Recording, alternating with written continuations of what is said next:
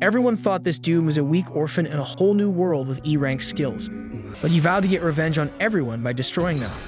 Tuka was a messed up kid, getting abused in his own house by his mom's new loser boyfriend after his old man passed away. This poor kid would get his ass whooped every damn day, barely getting any food while he cowered in a corner trying to protect himself. And his messed up mom, she'd just sit there watching TV, ignoring his cries of pain. He grew up being a lonely, weak kid with zero confidence. The dude wakes up from a nightmare of getting his ass handed to him by his stepdad, only to hear the class bully Shogo messing with this nice girl named Ayaka. He snatches her book and starts waving it around, clowning her for reading girly novels. Like, seriously, this idiot can't grasp that girls can read whatever the hell they want. Tuka imagines how in a TV show he'd step in, stop the bullying, and earn everyone's respect. But he knows in reality, nobody on that bus gonna give a damn. And if he tries to stand up for her, his weak-ass self is just going to get his ass kicked. Most of the popular kids back up Shogo, while the others laugh along to avoid being targeted. Even the useless teacher is passed out and Shogo keeps pressuring the girl for her number. Before he knows it, Tuka stands up looking Shogo dead in the eye and tells him to back the hell off Ayaka. Shogo laughs, calling him a simp and weak. But then out of nowhere, Kiri, the most popular dude in class, tells Shogo to give the book back. Shogo listens and hands the book back to the girl, only to move on to bully another nerd, Yasu. Tuka wonders why Kiri stood up for Ayaka, because that's not his usual style. But before he can dwell on it, some crazy shit happens. Everyone on the bus gets transported to a whole new world. They're all dumbfounded at standing in this completely strange place, while this smoking hot woman stands on a bridge and introduces herself as the goddess Isis. She explains that whenever a demon king threatens to wreak havoc, the kingdom of aliens summons baddest warriors from other worlds to defend their turf. Like 200 years ago, this demon king almost wiped out their whole kingdom, but thanks to some heroes, they whooped his ass and destroyed the entire demon army. Unfortunately, the demon king's back from the dead, which is why they all got teleported to this world as the new heroes tasked with taking his ass down. The students are hella confused, wondering if they're dead or if this is some kinda messed up prank. Their teacher tells them to shut their mouths and listen up to what the goddess gotta say. Tuka checks out the ancient buildings, soldiers rocking armor and spears, and the goddess with the golden eyes. He even pinches himself to make sure he ain't dreaming. Kiri steps up and asks the goddess what's gonna happen if they don't cooperate. The goddess smirks and says she won't be able to send them back to their world. Kiri asks if there's really a way to go back, and Isis says there's a reverse summoning ritual that can send them back, but they gotta kill the demon king and snatch this special thing called the eagle element, which only drops when the dude dies. Shogo goes off, screaming at her for dragging them into this new world without giving them a choice, and he straight up refuses to help. But then, Isis gets down on one knee, begging them to save her kingdom from getting wrecked. Ayaka speaks up, saying they're just regular humans who can't do jack shit. But Isis promises they got hidden abilities they ain't even aware of. Shoko still thinks this whole thing's a joke, so Isis decides to prove it. She summons a prisoner of war and this freaking massive demon dog. She sets that demon dog free and goes straight for the prisoner, tearing him apart. Some of the girls are freaked out, dropping to their knees while Isis stares down the demon, chants a spell, and straight up incinerates that monster, turning it into ashes. Then she calls the students up, saying they're gonna test their hidden abilities. One by one, they step up to this crystal ball and it glows different colors to show their skills. After the geeks go through it, Shogo walks up to the crystal, and as soon as he puts his hand on it, that thing starts glowing bright freaking red. The goddess is all smiles and says he's got an A-rank skill, making him feel pretty damn good. Then Kiri steps up, but as soon as he touches the ball, that thing starts glowing all bright and golden before straight up exploding. After that, Ayaka steps forward, and turns out she's S-rank. And as more students come up, another girl walks to the crystal, and she's also freaking S-rank. The guards are losing their minds as Isis explains that even one S-rank individual is considered extremely lucky, but having 3 S-rank is like some next-level luck. Then Tuka walks up to the crystal, but when he touches it, the damn thing just glows this weak-ass purple color. The goddess don't even give him a second thought and tells the next person to step up. Tuka tries to ask what rank he got, but she straight up ignores him, so he just walks away, realizing that even in this world, he's gonna be stuck as a background character. After that, Yasu the nerd approaches the crystal, and it turns out he's got some special dark ability inside him that another dark hero had before and became the strongest. Finally, everyone checks their stats as the goddess tells them they got personal abilities that vary from person to person, before dropping the bomb that they gotta do a critical ritual now. She calls Tuka to the front, and this guard pushes him forward real quick. She sends him down into this dark pit and declares that Tuka's E-rank, which is the freaking lowest in the whole class. Apparently, E rankers historically cause a lot of trouble, so they usually get killed. But this time, because they got all these amazing heroes, she's giving the E ranker a chance to save his sorry ass. He's gotta be sent to some abandoned ruins, a dungeon far away where they dump criminals and monsters. She tells him if he can survive down there, they'll leave him alone and he'll get to keep his life. Otherwise, he can kiss his ass goodbye. Tuka tries to argue, saying he can get better, but the goddess shuts him down, saying he's in the failure frame category, meaning his stats are so damn low that no matter how hard he trains, he ain't gonna get any better. Tuka's straight up pissed off and he lets the goddess know that he never chose to come to this messed up place. He got summoned against his will and now they're just tossing him aside. But Kiri cuts him off, saying he's wasting everyone's time because the girls are already exhausted. And damn, everyone agrees with Kiri, leaving Tuka defeated on the ground. Then Yasu walks up to him and Tuka remembers the time he helped Yasu out after he got bullied.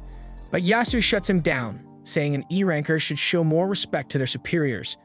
Tuka's hope just drains away as the goddess starts the ritual and tosses him a leather bag as his special item, which turns out to be completely useless.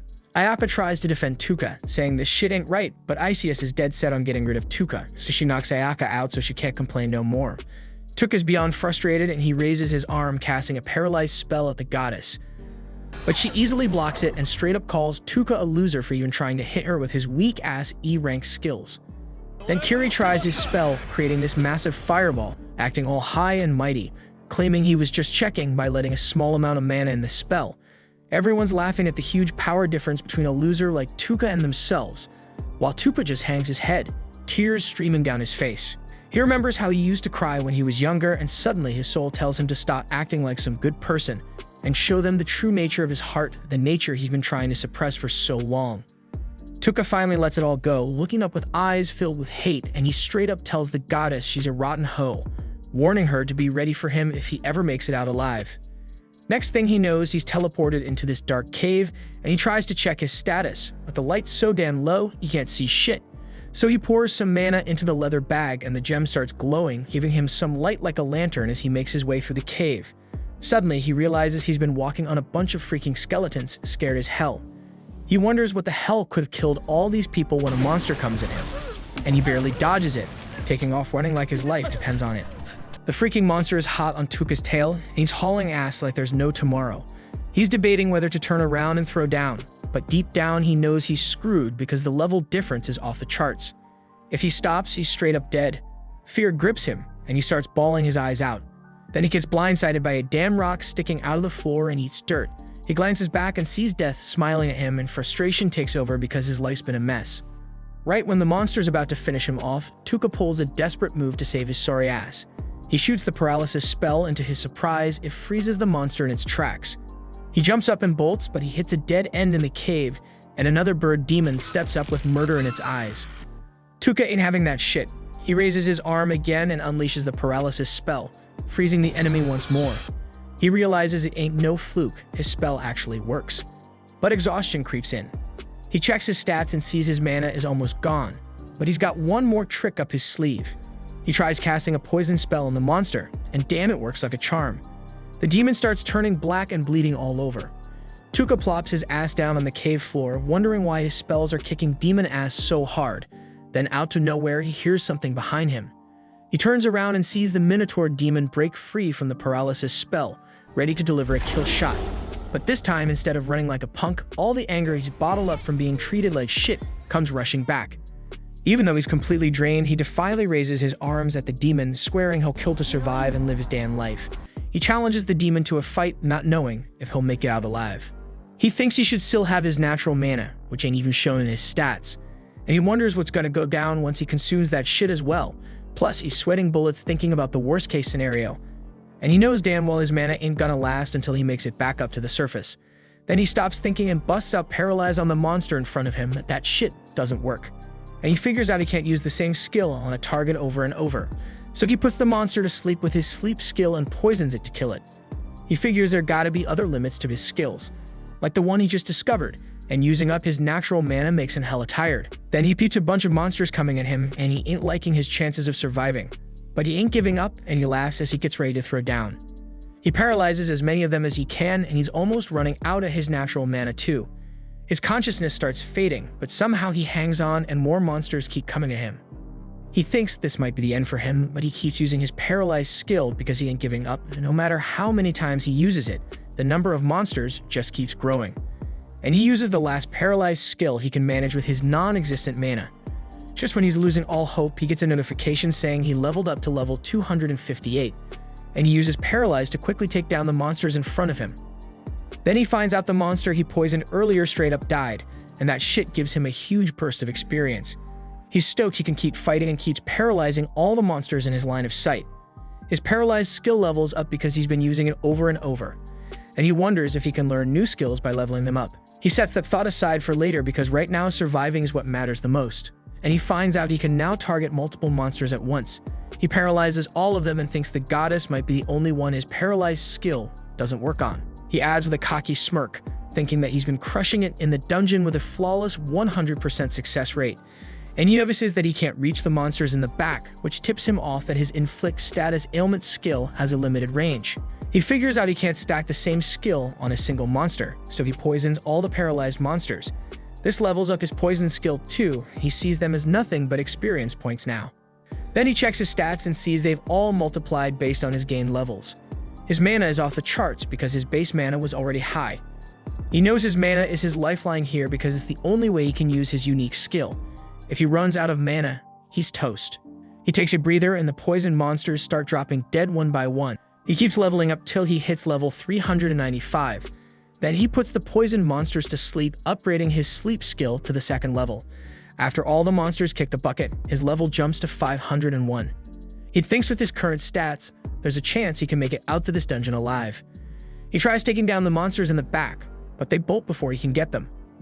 Later, he scavenges a robe and anything useful from a carcass nearby. He knows he'll need to find food and water too. He goes a bit further in search of food and water, but comes up empty-handed. That's when he remembers the monsters he just offed, figuring they were like cows and chickens.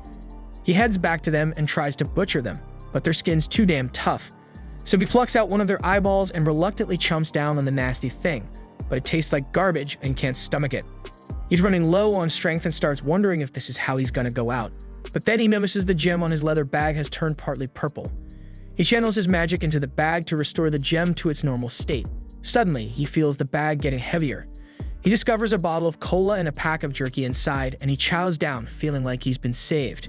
He ain't sure if the bag will produce more food, though, so he spends the next few days trying to find his way out to the labyrinth. A few days later, we spot this dude surrounded by a bunch of monsters that he straight up paralyzed and poisoned. Homeboy's just chilling, waiting for them to kick the bucket. And once they're dead, he levels up like crazy. He looks at the scene he created and damn, it's like a freaking massacre. Shit gets real for him and he starts bawling because he realizes the messed up stuff he's capable of. He remembers back in the day when he was a kid, thinking about killing his parents for treating him like trash. But his uncle and aunt swooped in and saved his ass, giving him a normal life and teaching him how to be kind and empathetic. He thought he had become like them, but now he knows he was just acting. He realizes that even after witnessing the bloodbath in front of him, he feels nothing. He's even scared of his own damn self, but he accepts that this is who he truly is. All the monsters drop dead, and he peeps his level shooting up to 957. He says a prayer for the human remains he finds at the scene and keeps moving forward. He paralyzes and poisons another monster he comes across. Noticing that this place is hella different from the other ruins he's been through, he looks around and spots a crystal that looks like the one in his bag. He pours his magic into it and the door opens to a room. Inside, he finds the remains of a dead couple with no food or water nearby. Looks like they made the decision to go out together. He checks their stuff and scores some gems, thinking he might need them when he reaches the surface. Then he peeps the numerous other runes in the area and he stumbles upon one that takes a crazy amount of mana to open. Inside that room, he finds the remains of another body, noticing a wound that might have been the reason for his death. He finds a letter with him, and after reading it, he learns the man's name is Anglin Bathard, and the people used to call him the Great Sage. But he is better known by the title Anglin the Hero of Darkness. He remembers the goddess mentioning this dude. Turns out the goddess forced him to come here once she was done with him, so he wanted to entrust the things he brought into this dungeon to someone who had the balls to make it out alive because he knew he was going to die here. Tuka then thinks that the goddess said that the great demon empire was evil, but she is even worse, and he ain't all that different from them either, so he thinks there's gonna be a three-way battle between the forces of evil. Then he finds a book of forbidden arts among the Dark Heroes' stuff. He peeped that the book had recipes for magic tools and medicines, so he knew that gonna come in handy down the line. He also stumbles upon a scroll of forbidden magic, but he can't read it. Dude is sure it has some powerful magic inside though, because even the legendary sage went all out hiding it away. This might just be his secret weapon against the goddess if he can crack the code. Before he bounces from the room, he notices a page in the book written in blood. It warned Tuka to watch out for the soul leader because that's what took out everyone here. Then we see Tuka continuing his journey in the ruins. After a while, he spots a massive gate and figures it might lead to the surface, but he's gonna need some crystal to open that door. He realizes that the soul leader must be holding that crystal, so he checks his stats before picking a fight with that monster. Right now, his level is sitting at 1,229. He thinks that should be enough firepower, and he hopes his unique skill gonna do the trick against the soul leader. Then he spots a face sporting the crystal he needs right on its forehead, and he realizes that gotta be the soul leader. He tries to paralyze the monster, but it shoots a beam and messes up his hand the moment it notices him using a skill. He wraps his hand up, thinking that this beam is triggering whenever someone trying to attack. He finds out this monster ain't got no weak spots, and he wonders what he's gonna do. He gotta speak the name of the skill to use it, but this monster ain't giving him a moment to breathe. He can't even target it from no farther than this because his unique skill has a max range. He wonders if he gotta grind more levels before he can face this thing. He realizes it doesn't even matter if he can't even use his unique skill in the first place, and then the monster starts moving. Tuka thinks the soul leader gotta be the reason why nobody ever made it out of here alive. And if he can take this sucker down, he just might find a way out. Meanwhile, outside the ruins, we see this girl running from her chasers. She is standing in front of the disposal ruins, thinking maybe she can lay low here and lose her pursuers. Back at the ruins, the soul leader ain't shooting at Tuka, even though it knows where he at. And some nasty gooey stuff be pouring out of its mouth. Next thing you know, that gooey mess transforms into some kind of monster. Tuka realizes the soul leader showing him the faces of other humans and the expressions they had before they died, and it looks like the monster amusing himself to see how Tuka reacts to this. So he thinks this thing has some messed up tastes. Then the soul leader sneaks up on Tuka by busting through the wall next to him.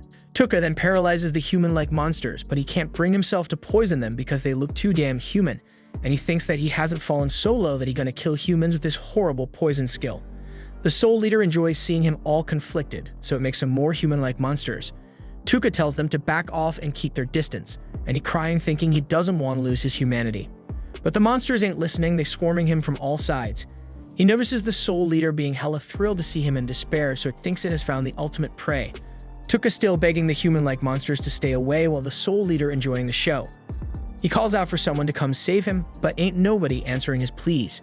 Then Tuka notices the soul leader's emotions being at their peak, so he paralyzes it. He explaining that he had been waiting for it to let its guard down. And he was glad the monster never caught on that he didn't lower his arm through this whole mess, so he was ready to strike whenever. He mentions how the folks who think they are superior always drop their guard around those they see as weak, and that is their biggest weakness. Tuka's paralysis skill is leveling up to 3, and he straight up tells the soul leader that all his hesitation and fear was just an act. He explains how he has been trying to act as harmless and normal for years. Dude even fooled himself so much that he forgot who he truly was. Without a single hesitation, he straight up poisons the human-like monsters. He ain't holding back even if they look kinda human. He actually glad he had the weakest stats up in the ruins, and all the monsters here underestimated him, and that's why he managed to stay alive through it all. He can't even believe that the almighty soul leader got taken down by someone sent here to be disposed of. And watching that soul leader act all high and mighty really ticks him off. Soul leader trying to make a move, but it's futile. Tuka notices that soul leader taking damage trying to move while paralyzed, so he poisons it, and that levels up his poison skill to level 3 as well. Then he uses sleep to knock the human-like monsters out cold, and once that soul leader kicks the bucket, it frees all the souls it gobbled up till now. Everybody's spirits be showing gratitude to Tuka for saving their asses, and the Dark Hero tells him to seek revenge on the goddess in his name, and they all vanish into thin air. Tuka thinks he ain't bound by no obligation to fulfill that request, but it's all good because he's planning to get his revenge on the goddess regardless of what they say. He snatches that crystal off the soul leader's head, using it to open the gates of the ruins, and finally he makes his way out to there. In the forests outside the royal capital, the rest of Tuka's crew is out there hunting demons to level up.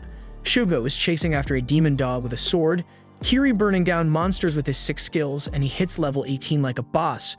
Over in another spot, that nerd Yasu, who has a messed up personality, was burning monsters with his dark flames and laughing at their cries. But far away from them, there's this shy and innocent girl named Koba who can't bring herself to kill no monsters. But this bully chick Asagi is telling her that if she doesn't kill them, she gotta lose her life because it's the first test from the goddess. Asagi keeps Koba on a tight leash and says the class gonna fall apart soon, with all these selfish peeps formatting factions. Asagi, being a B rank, plans on creating her own crew with the girls who gonna follow her lead. She knows Koba is only a lowly D rank, so she ain't gonna be accepted by Kiri's crew or the other powerful factions. Even Ayaka can't take her in because she's about to die soon. Koba starts freaking out, but Asagi tells her to quit worrying about the small stuff. She just wants Koba to be her cute little pet. And for that, she got her faction to trap a monster so she can finish it off easy. Asagi tells Koba she gotta kill that monster and pass Ishius' test, or else she gonna end up like Tuka. Koba doesn't want to kill any helpless monster, but Asagi keeps pushing her, practically forcing her hand.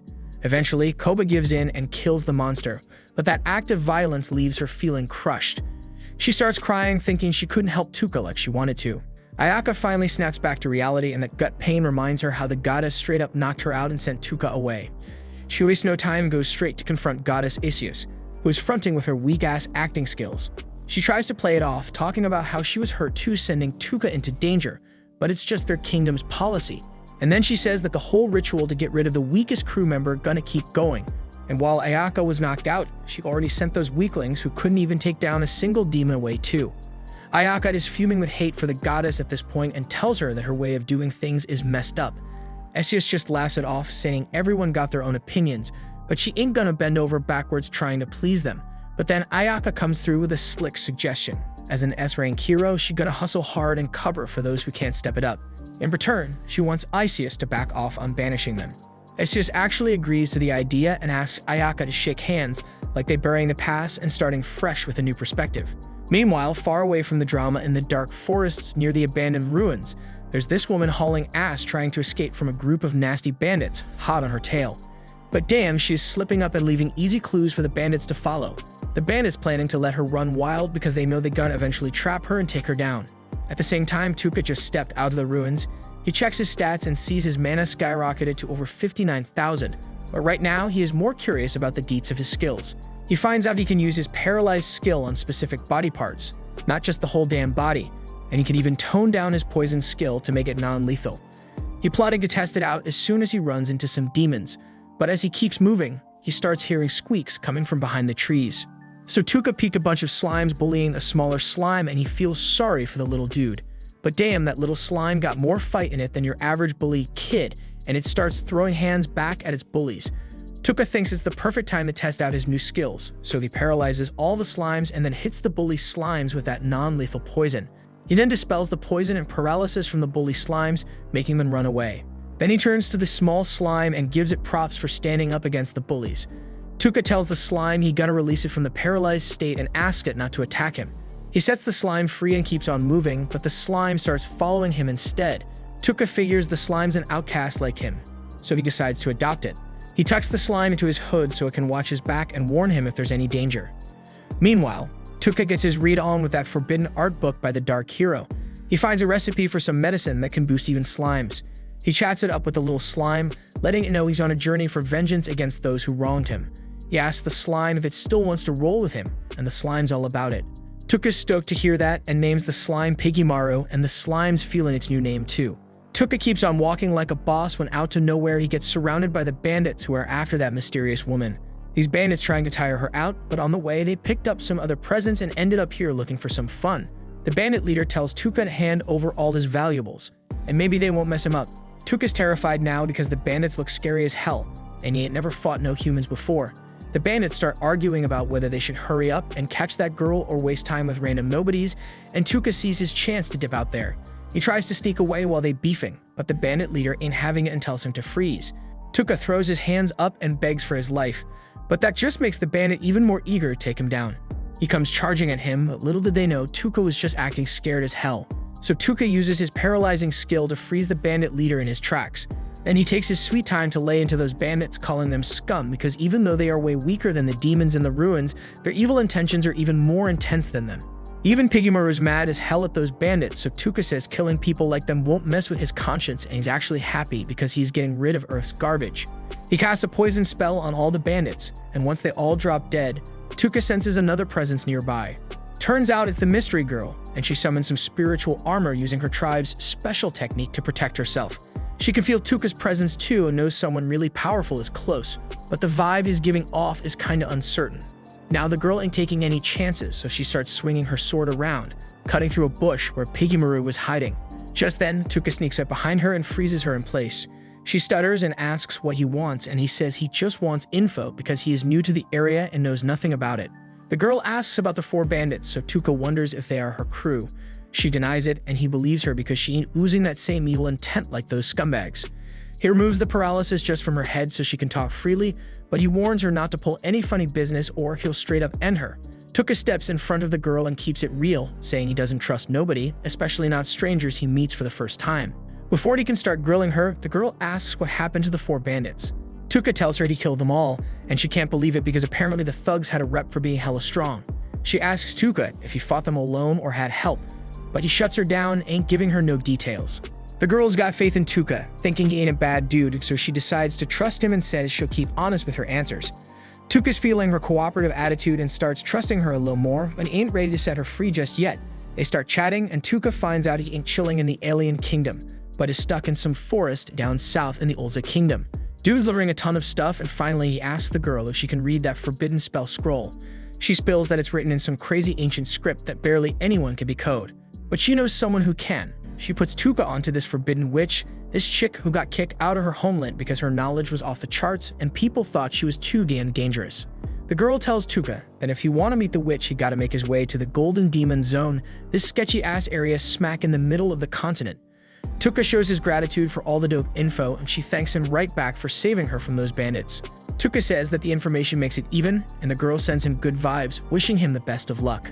He thinks she's too damn honest and innocent for her own good, reminding him of his aunt. Anyways, he decides it's time to bounce and lets the girl know the paralysis spell gonna wear off in a few minutes so she can go on her way. Piggymaru hitches a ride on Tuka's shoulder, and they talk about how it's unlikely the girl gonna come at them once she's free from the paralysis. But Tuka tells his slime buddy to keep an eye out just in case because you never know. And Piggymaru is all about helping in any way it can. The scene cuts to the city of Mills, and Tuka's trying to get in, but the gate guards start grilling him with questions.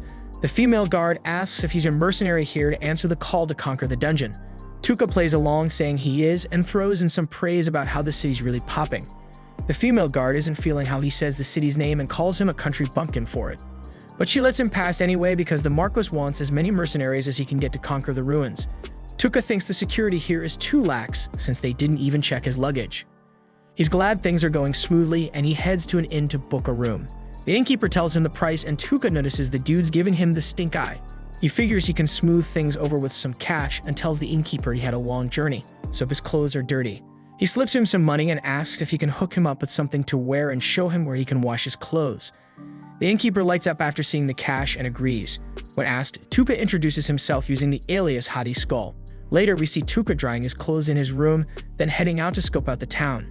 He notices the city seems pretty safe, and the shops around here are typical spots you'd expect in a Western fantasy town, so he wonders if any of them sell magic items. Then he finds the Adventurers Guild, but he wraps up his scouting for the day. Back at the inn, he's eating dinner and digs the taste of the otherworldly food. He notices a loud group laughing and talking. He thinks groups like this make it easy to eavesdrop and gather some much-needed info, so he finds out they're debating which knight regiment is the strongest in the country. They each name a different regiment, but in the end, they all agree the Black Dragon Knights of the Bekos Empire are the toughest, since they wiped out the Holy Empire of Nea. They mention that just 5 of their knights are as strong as an army, and they've got humanity's strongest hero, Slayer, on their side. After soaking up all the info he could, Tuka heads back to his room with some food for the slime. The slime devours it like it's the best meal ever. Tuka starts planning his next moves, realizing that his #1 priority is finding someone who can read the scroll of forbidden magic. He figures this means he's got to track down the forbidden witch hiding in the Golden Demon Zone, or the land of the golden-eyed monsters. He also needs to brew up the monster enhancement solution for Piggymaru. He remembers those dudes from earlier talking about the labyrinth and how they found a new floor there recently. Tuka checks out the recipe for the enhancement solution and sees he needs powdered bone from a skeleton king to make it. Turns out the skeleton king chills in the mill's ruins, so he decides to join the ruins expedition. The next day, there's a huge crowd gathered around the ruins. The Marquis steps up to greet everyone and introduces himself as Lord Cred Hercley. He announces they just discovered a new floor in these ruins and wants everyone to explore it. He says if anyone finds the Dragonite Chalice, they'll score 300 gold coins. He also mentions he'll pay good money for any other treasures they bring back and says they can keep any monster materials they find. Tuca's pumped to hear he can keep the bone powder for himself. Then the Marquis tells everyone to line up and register. While lining up, Tuca spots some annoying dude causing a scene about the cloaked girl he saw earlier. The guy's raving about how beautiful and graceful she is, wondering if she's someone famous. The girl asks him to leave her alone, but the guy won't quit, saying her voice is amazing too and guessing she might be the knight captain of some nation. Hearing this, the other mercenaries start wondering if she's Sarah Ashrain from the Holy Empire of Nea. Tuca overhears them and finds out Sarah is an elven knight captain. The annoying dude claims he's met Sarah before and she's super hot, but she treated him like dirt when he asked her out. The girl says she doesn't remember meeting anyone like him, which pisses the guy off. He glares at her and insists she's definitely Sarah. He says if she's not, she should show her ears to prove she's not an elf. He yanks off her hood, acting all cocky like he just won the lottery for revealing the identity of the princess knight. But then he notices she doesn't have pointy ears.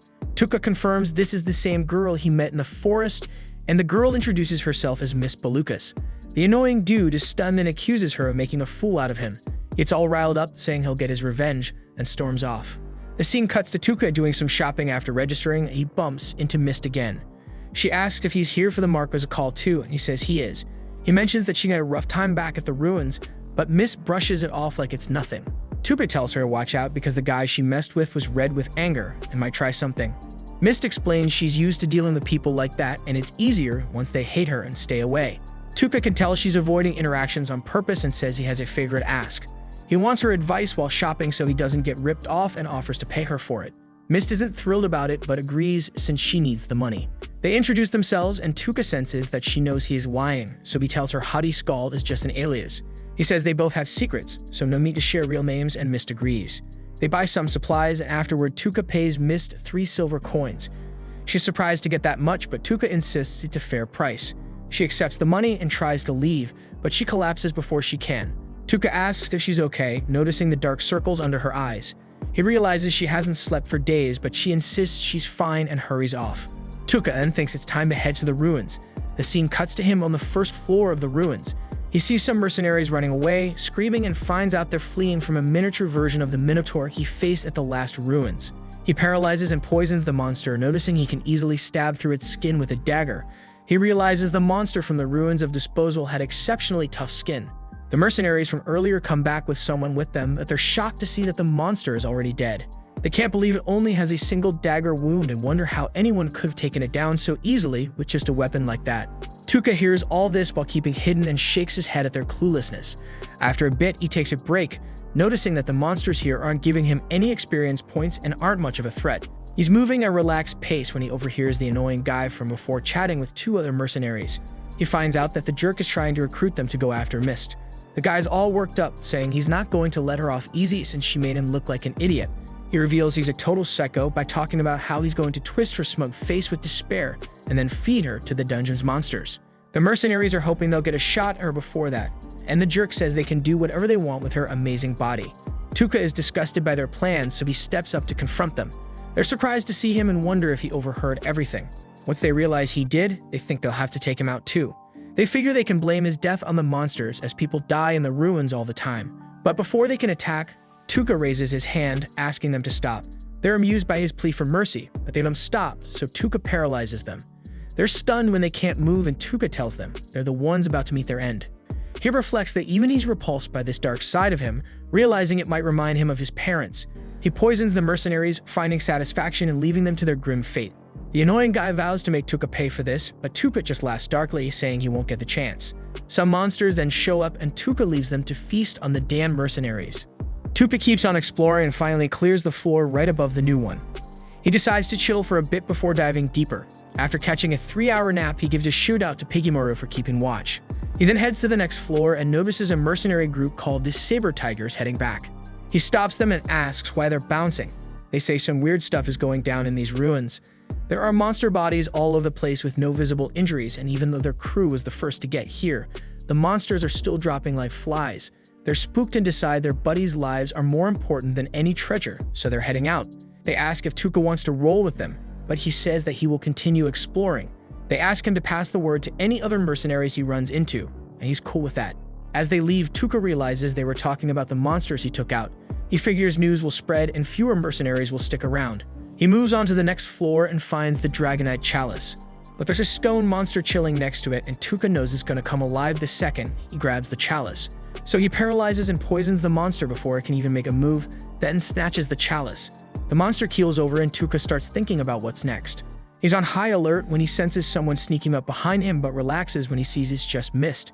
She's surprised he got to the chalice first and figures she must have fallen behind during her break. Tuka offers her the chalice, so she wants it and hands it over. Mist's not sure about taking something so valuable without giving him anything back, but Tuka insists he's not looking for a handout. Mist Honor won't let her take it without offering something in return, but Tuka opens a hidden door to the next floor and reveals his real goal isn't the chalice. It's a monster lurking deeper in the ruins. Mist is blown away that he knows the way to the lower floors and offers to guard him on his way down as thanks for the chalice. Realizing she's not backing down, Tuka agrees. He tells her not to pry into his business and he'll do the same for her.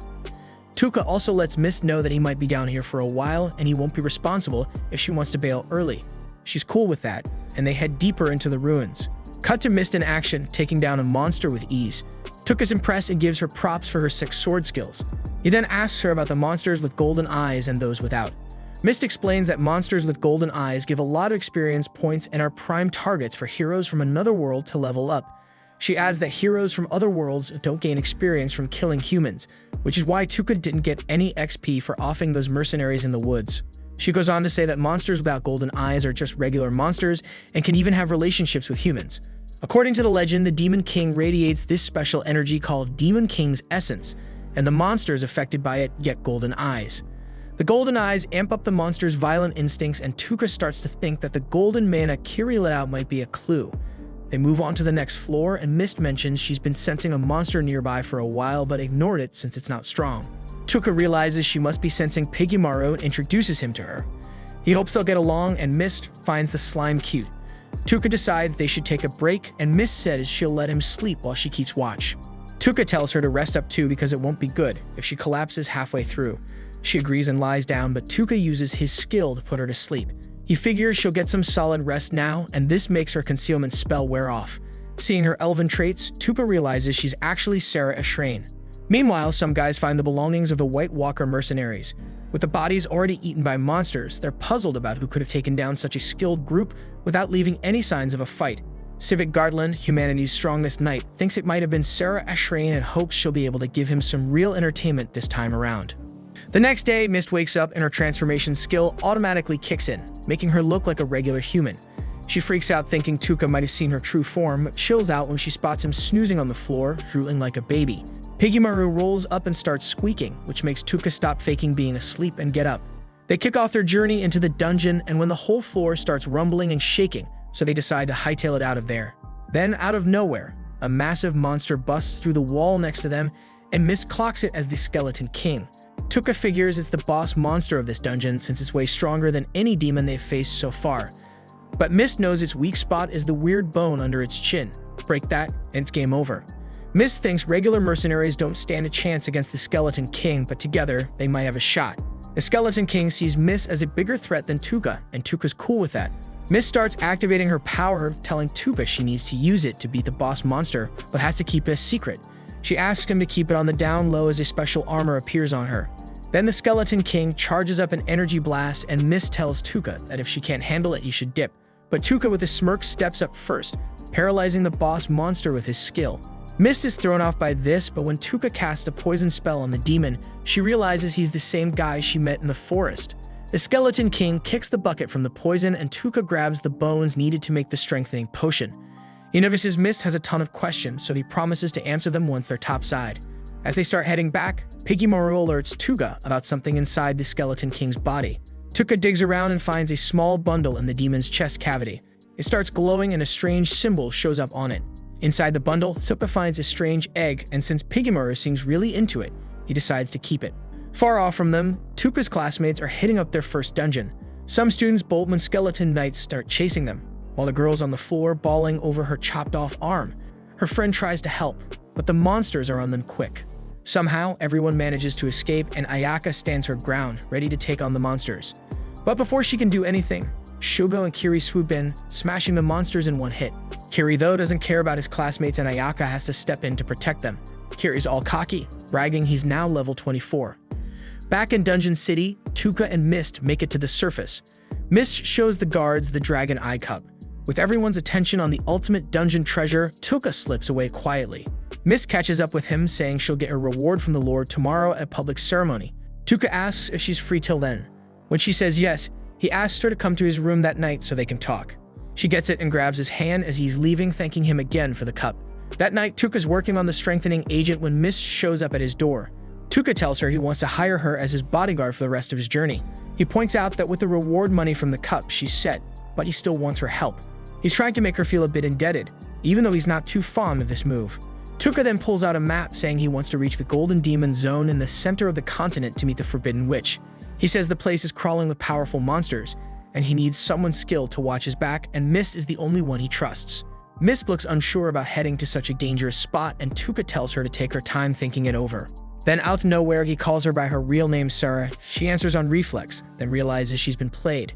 Tuka says sorry but tells her he used his skill to put her to sleep in the dungeon, so he knows her secret. He says he needs her as a valuable asset, so he won't snitch on her. He knew her biggest worry about rolling with him was keeping her secret, but now it's all out in the open.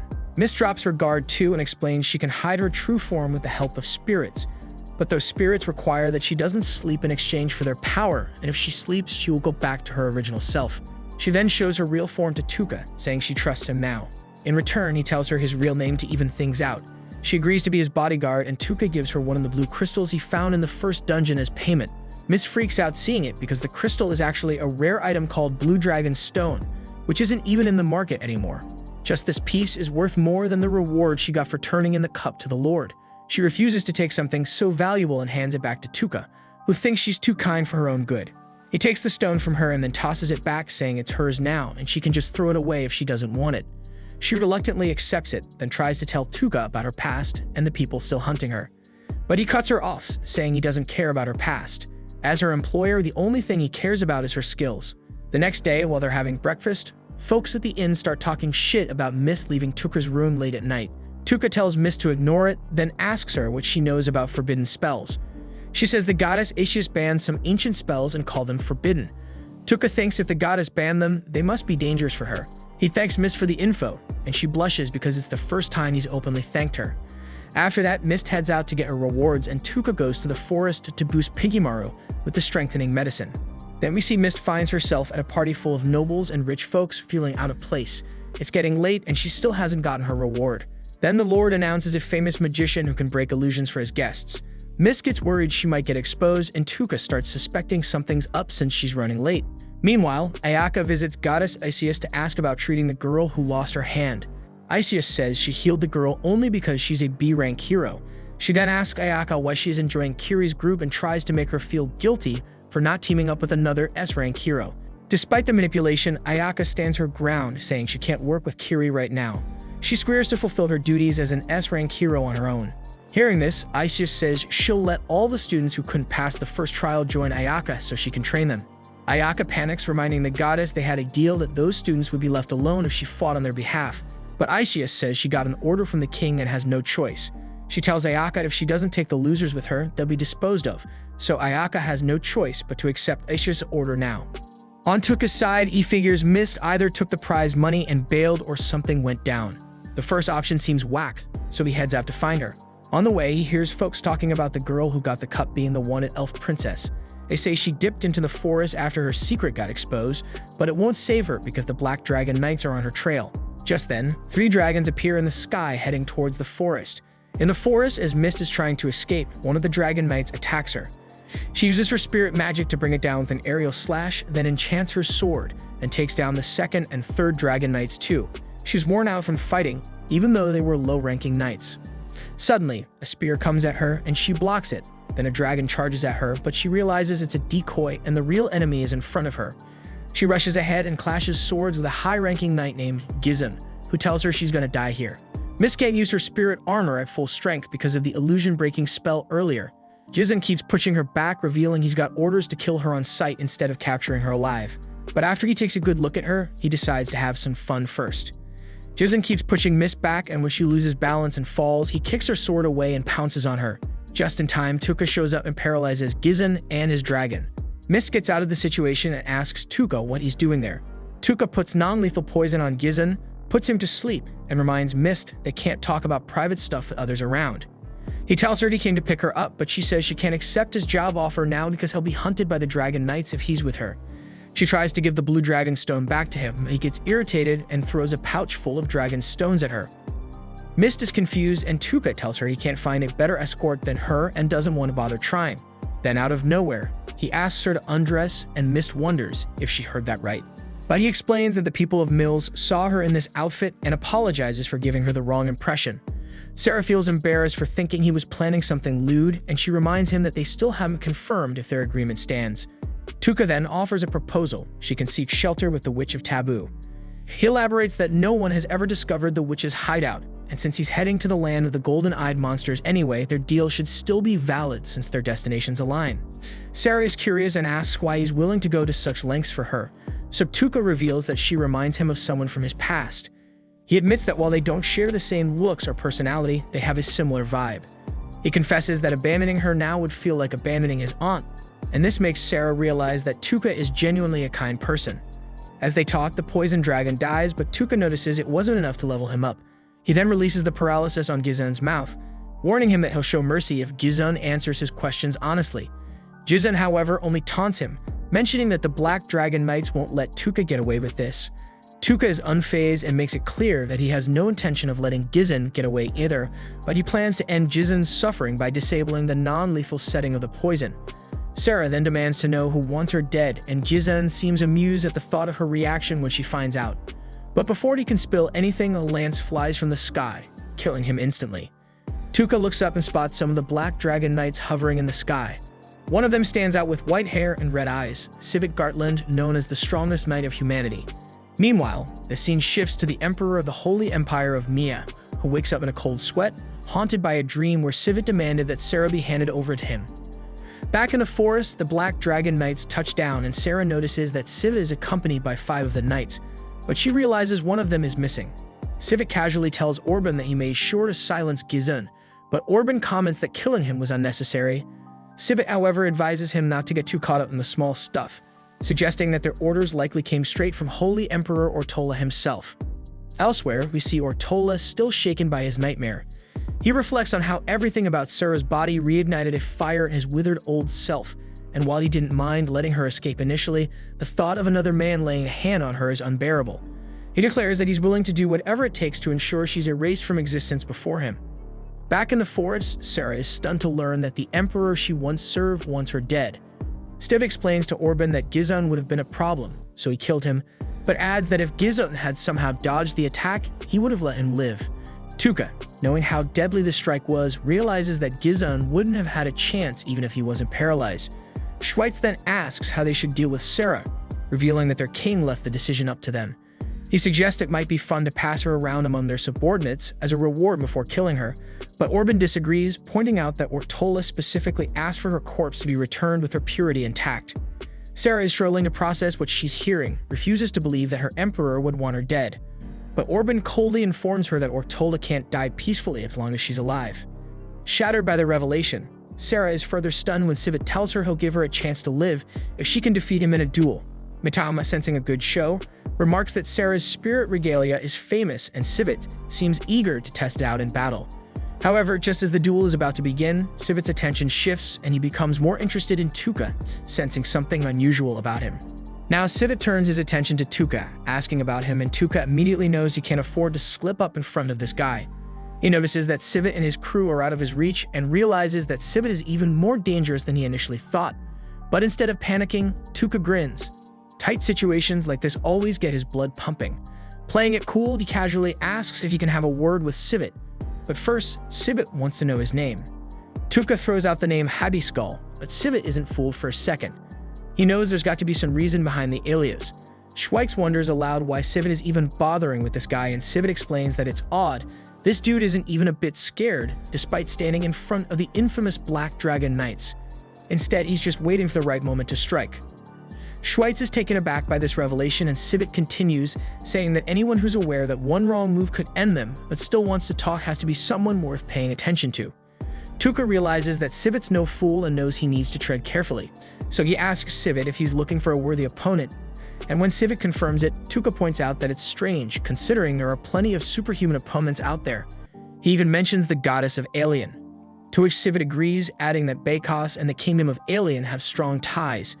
Sivit admits he's holding out hope for the heroes summoned by the goddess, as their blessings allow them to reach their full potential quickly. He's convinced that these heroes will one day be worthy foes, and he's just biding his time for that moment.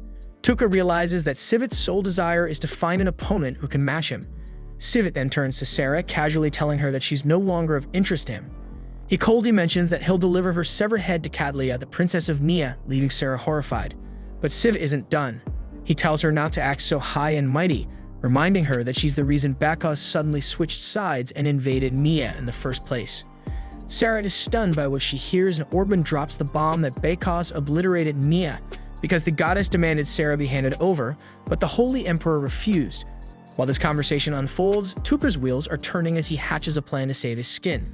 He turns to Sivit and asks if he's really searching for a foe who can genuinely put his life on the line.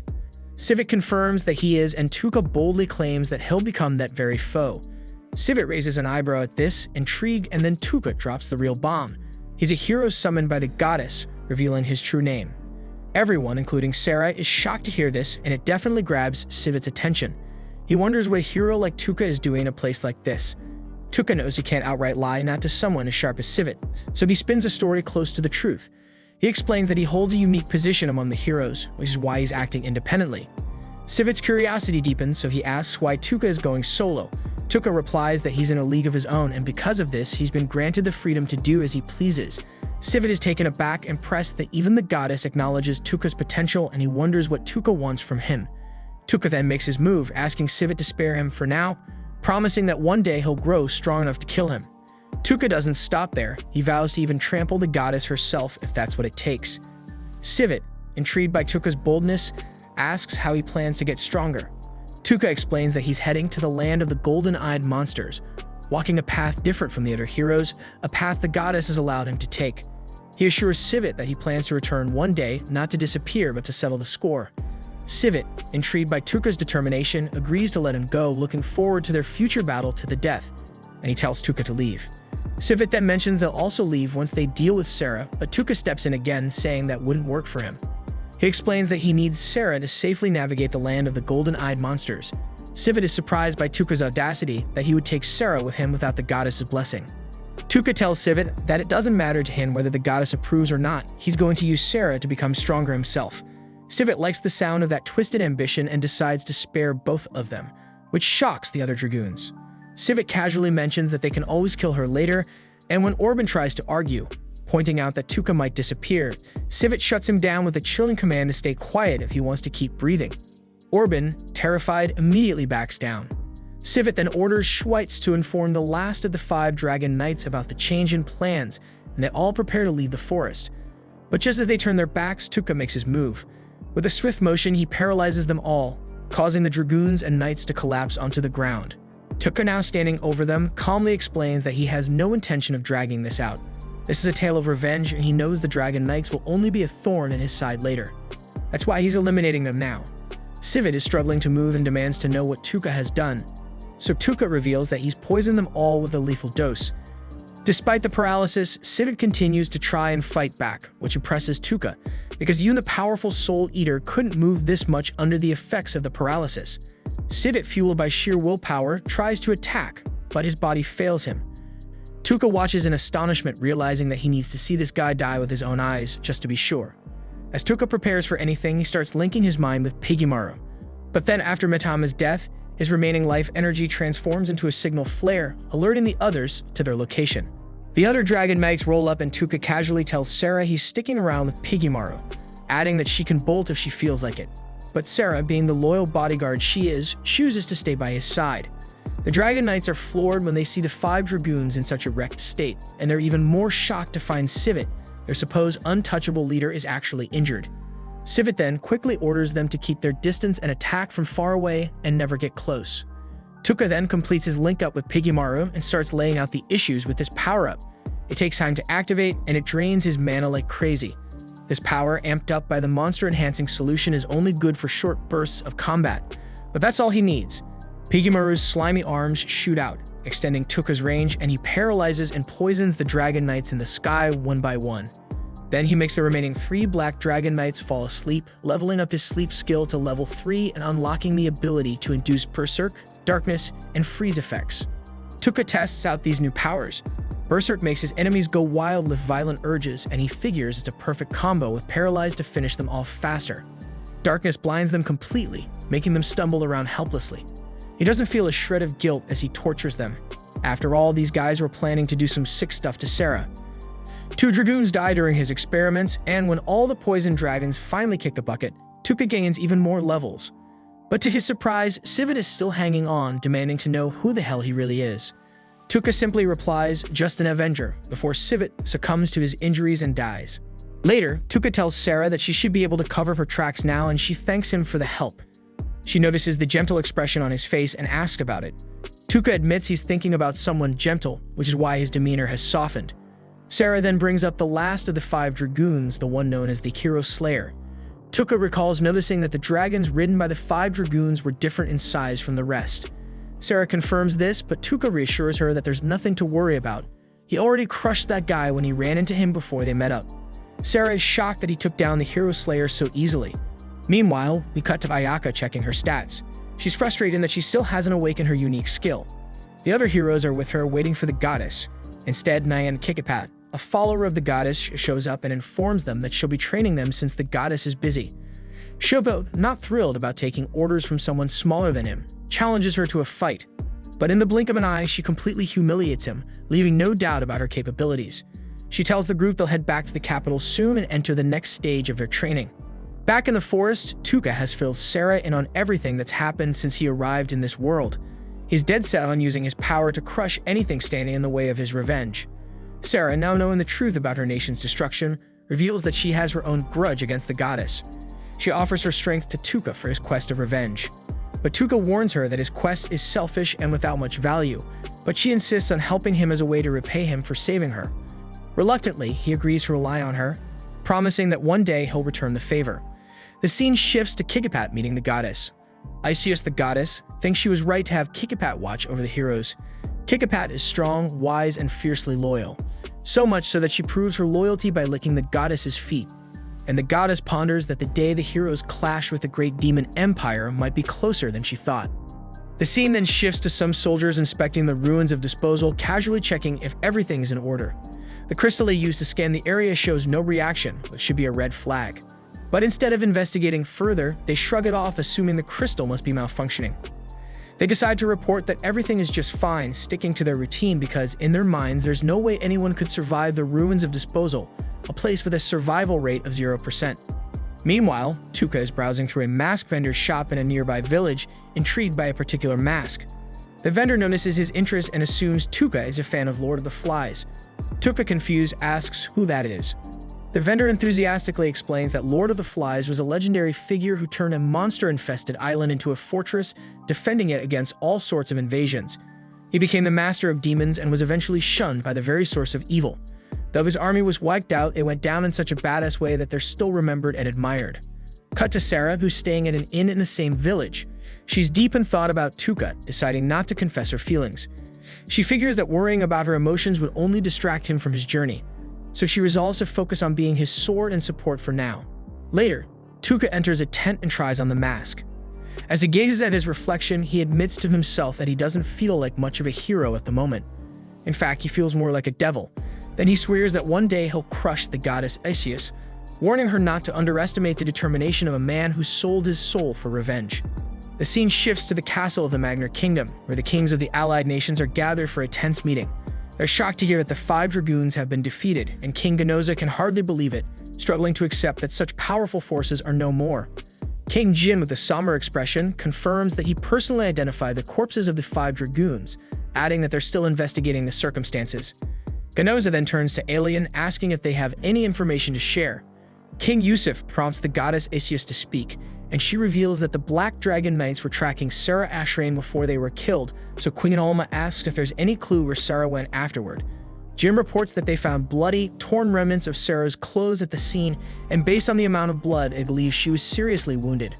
Alma muses on the possibility that Sarah and the Dragoons might have taken each other out and mentions that she heard King Ortola passed away last night, losing his mind before his death. Ganoza dismisses this, saying he doesn't care about a cowardly king who sold out his own country without a fight. Ischias then brings up the grave loss of the Black Dragon Knights, who were their best defense against the Great Demon Empire. She acknowledges that losing them is a major blow to the Holy Alliance, emphasizing that the heroes from another world will now be even more crucial.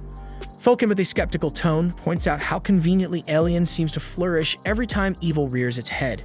The goddess, not one to let an insinuation slide, questions Falcon's implication. He elaborates, noting that whenever the Great Demon Empire returns, all the nations are forced to rely on Alien. Isis reminds them that they have no choice, as the essence of the Demon King suppresses the full power of every living soul in this world. Falcon, seemingly probing, asks if she knows anything about the legends of the god Slayer. Isis dismisses the relevance of such a story, brushing it aside as unnecessary at the moment. Falcon, seeing you won't get anywhere, apologizes for the interruption. Ganoza then shifts the focus back, asking if they believe Sarah Ashraim was responsible for the downfall of the 5 Dragoons, and he adds that the cursed magic users of Ashint are taking credit for the act, claiming it was their doing. The scene shifts to Tuka and Sarah entering a bustling town, and Sarah informs him that the land of the golden-eyed monsters lies further north of here. As they walk, Tuka notices that no one seems to be pursuing them, and Sarah explains that this city will be their best option to make any necessary preparations. Tuka's attention is then drawn to a massive coliseum, and Sarah explains that it's called the Bloodsport Coliseum, an arena where slaves and merchants battle each other to the death. The fighters, known as Bloodsport Warriors, can earn rewards by winning matches. Tuka realizes this is eerily similar to the gladiators of ancient Rome. Sarah adds that the Mercenary Guild and the Duke run the place together. It's now become the prime source of entertainment for the masses, but began as a way to assess fighters for the Mercenary Guild. The two of them head to an inn, where Sarah suggests booking just one room to save on travel funds. Tuka points out that he's a man, but Sarah doesn't seem to care, even sounding pleased at the idea of sharing a room. They settle for a single room, and the scene cuts to them having a meal in a nearby tavern. While eating, Tuka overhears a group discussing the downfall of the Black Dragon Knights. One person mentions a rumor that Sarah Ashraim was responsible for killing the 5 Dragoons. Another argues that Sarah was actually killed by them and claims that Ashint was the one who took down the Dragoons. This grabs Tuka's attention, and he listens as the person explains that Ashint is boasting about cursing the Dragoons to death. Tuka curiously asks Sarah what she thinks of these claims, and she admits she's heard of Ashint. They're known to worship the god of curses. As they talk, a group of Ashint's guardians swagger into the tavern, acting as if they own the place. Tuka sizes them up and thinks they don't seem like much of a threat, feeling a strange satisfaction that they're taking credit for the demise of the Black Dragon Knights. Some folks in the tavern are convinced that the Ashint guardians might have actually taken down the Black Dragon Knights, while others are skeptical, wondering who could possibly defeat the 5 Dragoons. They speculate that maybe the Dragon Slayer, the Leopard Woman, or the Witch of Taboos could pull it off. They also mention that no one's seen the witch in over a decade, but one of the patrons recalls that someone in this very city has actually met the witch. Tuka, hearing this, wastes no time and approaches them, asking for more details. Though they're initially cautious, they agree to spill the beans once Tuka offers to buy them drinks. The patrons then reveal that the strongest Bloodsport champion in town is the one who supposedly met the Witch of Taboos. Tuka wonders how he can meet this person, and just then, luck seems to be on his side as the champion walks into the tavern. The guys point out that this is Eve Speed, the fiercest Bloodsport warrior around. Tuka immediately seizes the moment, offering to treat Eve to something. He introduces himself as Hadi, expressing that he's been eager to meet her. Eve, however, isn't one for small talk and tells him to cut to the chase, knowing full well he's not interested in her just because she's a Bloodsport warrior. So Tuka directly asks if she knows where the Witch of Taboos is. Eve admits that she's ventured into the land of the golden-eyed monsters, but denies ever meeting the witch, claiming she doesn't know the witch's whereabouts. Sarah senses something off about Eve's response, and Eve then asks Tuka why he's searching for the witch. He casually explains that he's curious and aspires to be a scholar, hoping to hire a mercenary to pay the witch a visit. Eve warns him against it, saying the land of the golden-eyed monsters is treacherous and doubts he'd survive more than 3 days there. Tuka thanks her for the concern, and Eve leaves with a final piece of advice: to cherish his life. Later, Sarah tells Tuka that Eve was lying, and he realizes that Eve must indeed know where the witch is. In their room, Tuka suddenly remembers he forgot to bring food for Piggymaru. Realizing he'll need to use his magic bag, he pulls out some bread and feeds it to Piggymaru. Both he and Sarah also take a bite, and Sarah is pleasantly surprised by the taste, so she curiously asks if this is a common food in his world, and Tuca confirms it is. He notices how much she enjoys it and wishes he could give her more, but laments that the bag produces items randomly. Sarah admires the wrapper of the bread, finding it beautiful, and Tuca thinks it might seem more special because it's from another world. They then turn their focus to discussing their next move, and Tuca hopes to get Eve to reveal the witch's location. So Sarah suggests they gather more information about Eve tomorrow. Tuca muses on what a bloodsport warrior might value most after their life, and Sarah speculates that it's probably money, as it could buy their freedom, though it would require a significant amount. Meanwhile, we see Eve meeting with a dark elven girl, comforting her and promising to get her out, and the girl trusts Eve completely. Back at the inn, Sarah practices her swordsmanship, donning her spirit regalia.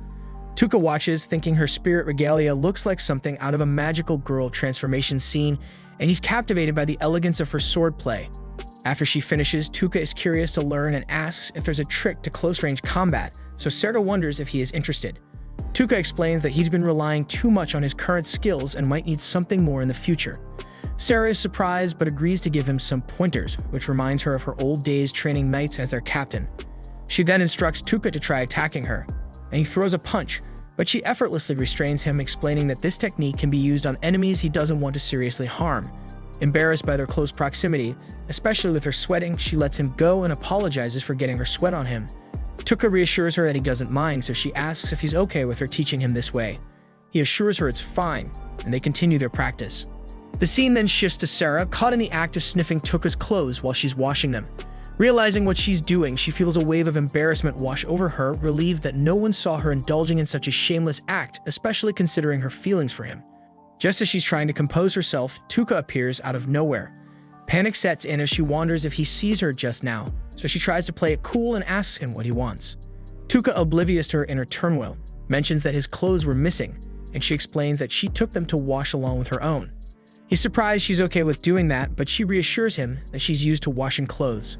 Later that night, while Sarah is peacefully sleeping, Tuca finds himself wide awake, diving into some books. He can't help but notice how serene and gentle Sarah looks in her sleep. He reflects on how she's been bottling up all sorts of emotions just to be his sword, and he feels a surge of gratitude for her dedication. She suddenly wakes up surprised to find him still awake, so Tuca says that he couldn't fall asleep, and Sarah immediately reaches for her herb pouch. She shows him a selection of herbs and explains that each one has different effects. Some help with sleep, while others can invigorate and energize, leaving a person feeling, well, a bit too excited. Then her face flushed with embarrassment after realizing how that might sound, so she clarified that she didn't mean anything by it. Tuca knows this and takes out some cues to make soup, intending to mix in the herbs. As they prepare the soup, Sarah samples it before adding the herbs, noting how delicious it is even without them, and adds that this is an excellent portable meal in itself. But then in her flustered state, she accidentally pours the wrong amount of herbs into her soup. Tuca, noticing this, offers to drink it instead, but she insists on taking it herself. They both sip the soup and Sarah finds it oddly refreshing. Tuca, however, is puzzled since the herb should have made them sleepy. That's when Sarah realizes with growing horror that she used the herb meant to make someone energized, and also she drank a lot. Tuca sees the silver lining as he can stay up and read even more now. As he's reading, Sarah, feeling the effects of the herb, asks if there's anything she can do for him. He gets too hot just by looking at her, but he manages to tell her to get some sleep since they need to gather until the next day. She then asks if he's resistant to temptation, and he admits that for now he is. His thirst for revenge is so overpowering that it overshadows everything else. He explains that once his revenge is complete, he might be able to focus on other things, but until then, he's stuck with his curse. Moved by his determination, Sarah vows to do everything in her power to help free him from this curse, and he tells her he's counting on her. The scene cuts to them at the Colosseum the next day, and after some digging, Sarah fills Tuca in on Eve's backstory. Eve was originally a slave, sold to the Colosseum by her slaver, and she became a sensation from the start because leopardmen are a rare sight after all. And in her 3-year record, she hasn't lost a single match. Tomorrow is her final fight, and she's already earned enough to buy her freedom. Tuca realizes that this makes it tricky to use money as leverage, but Sarah adds that Eve actually earned enough to buy her freedom 2 years ago, but she kept fighting to save someone else. Tuca learns that it's a child Eve is trying to free, and Sarah also reveals that most of the previous Bloodsport champions have met their end during their final match. Tuca's heard whispers about this too and figures it's because they get thrown against an impossibly tough opponent. But Sarah shares a darker rumor that the Duke who runs the Colosseum rigs these fights to put the champions at a disadvantage. Tuca amusingly thinks that this could be the gap they need, and meanwhile we see Eve gearing up for her fight. Sarah asks Tuca whether there are any chances for Eve to survive, but Tuca with a grim expression insists that the Duke would never let her live and will definitely try to kill her off with the introduction of a new fighter, one who will soon become everyone's favorite. Sarah is shocked at this and asks what they will do tomorrow, so Tuca, without hesitation, responds that they don't have to wait until tomorrow. They are going to make their move today itself. Later that evening, Tuca ends up tracking Eve down into a dark alleyway and steps in front of her, blocking her path. Eve looks confused and asks what he wants, and she adds that she already told him that she had never seen the witch. Tuca doesn't buy it for a second and immediately tells her he knows that's a lie, but Sarah confirms it isn't. Sarah then walks in, saying they know she is hiding something, and Tuca cuts in, bluntly telling her to cut the crap and come clean. Eve instantly takes a defensive stance, her hand reaching for her sword, but Tuca quickly tells her to chill out, assuring her they only want to help. Eve, still suspicious, keeps her hand on the sword while Tuca continues, explaining that the Duke is planning to have her killed in the match tomorrow, and he emphasizes that this would be a huge problem for them, as they need to find the location of the witch. Tuca then directly asks Eve if they should kidnap the girl she's hiding and get her out of this slave city tonight. Eve gets furious at this suggestion and threatens to cut their hands off if they dare lay a finger on the girl. But Tuca tells her to rest easy and reassures her that they mean no harm, they're just here to help. Sarah then chimes in, stating they know she has been fighting these past 2 years solely for the sake of the little girl Lisbeth. Eve then realizes these two really do know everything about her, so she takes a breath, calming down slightly, admitting that she can't just turn away from the fight tomorrow. She feels she has no choice but to participate. Tuca asks whether they should take Lisbeth away to safety, but Eve firmly replies that if they don't follow the city's rules and try to run, bounties will be placed on their heads, and they'd be hunted by soldiers and assassins for the rest of their lives. She confesses that she might have considered running if she were alone, but with Lisbeth by her side, she can't take that chance. Tuca insists again, suggesting he could take her to the safety of the Golden Zone where the witch lives, a place no one dares to enter. But Eve shakes her head, saying even he wouldn't make it through the zone itself, it's way too dangerous. Tuca, however, makes a promise. No matter what happens, he will make sure Lisbeth stays safe. Eve weighs this option and looks at Sarah, instantly sensing her experience in martial arts, then turns to Tuca and asks what he's capable of. Tuca, with a casual shrug, tries to downplay his skills, claiming he could defeat the Skeleton King without much trouble. Eve smirks and acknowledges that while a Skeleton King is a tough opponent, it's nothing compared to what he'd find in the Golden Zone. Tuca replies with a grin, revealing that he's the one who took down the Black Dragon Knights. Eve laughs and dismisses him and says that a weakling like him couldn't handle even the weakest Dragon Knight. But Tuca doesn't flinch. He raises his arm, and before Eve can even unsheath her sword, he activates his Paralyze ability, freezing her body completely, and while she struggles to break free, he calmly tells her to relax, warning that the more she fights it, the more HP she'll lose. Then he adds, almost with a smirk, that with this ridiculous ability, he managed to defeat the hero of humanity all by himself. Sarah then steps forward and removes her cloak as well, revealing that she is the elf princess the Dragon Knights were chasing, and claims she saw the battle with her own eyes. With that revelation, Tuca breaks Eve free from the paralysis spell, proving his powers to her. But Eve insists that despite everything, she will not rely on their help. She plans to win her final match tomorrow fair and square and free Lisbeth from slavery on her own terms, trusting her own strength more than that of strangers. Tuca looks at her and asks if she really thinks the Duke would let her go that easily, mentioning that the Duke has a reputation as a massive pain in the ass. Eve argues that despite the Duke's shady character, he is still human and can't be cruel enough to break his own word, and she is confident in her abilities to defeat her opponent and start a new life. Tuca decides to leave and tells her that if she changes her mind, it will be waiting by the city's front gates until dawn. They head back into the city, only to come across a large crowd gathered around a group of dark mages. The mages claim that the man in the house insulted their god, so they took it upon themselves to slit his throat. Tuca and Sarah choose to ignore them and continue on their way. As night begins to fall, they hear the same dark mages harassing a poor girl for no reason. When she refuses their attempt to recruit her into their cult, one of them slaps her hard across the face. Sarah's anger flares and she moves to draw her sword, but Tuca stops her, and instead he casts his berserk spell on one of the mages. The man immediately goes wild, hitting and biting everyone around him, which creates an opportunity for the girl to escape. Tuca then casts the berserk spell on the rest of the mages, who start fighting each other, allowing him and Sarah to slip away unnoticed. A little after midnight, both Tuca and Sarah set out again towards the front gate, while Sarah asks if he really believes Eve would seek their help. Tuca replies that he knows for sure the Duke is a total bastard, and if Eve decides to go the legal route, she will get royally boned. Meanwhile, Eve has been wrestling with the same thought all night, unable to sleep, wondering if the Duke would keep his word. She decides to get some answers and directly asks the Duke if their deal about freeing Lisbeth is still on. But before she can enter the room, she overhears a soldier talking to the Duke about tomorrow's battle. The soldier asks if there are any changes in the plan, but the Duke coldly replies that there will be no changes and that Eve will die tomorrow. This truly shocks her, as she hears the Duke mention he plans to give her a poison that would numb her senses. The soldier laughs, and the Duke goes on to complain that he had to spend a lot of money on the shrine being built for her since she was so well loved by the audience. But he sneers, calling her a subhuman creature who shouldn't even be alive, and Eve can't believe her ears. The soldier then asks what will happen to the little girl, and Duke Dipshit replies he'll raise her as the perfect wife. And if that doesn't work out, he will just pimp her out for a lot of money.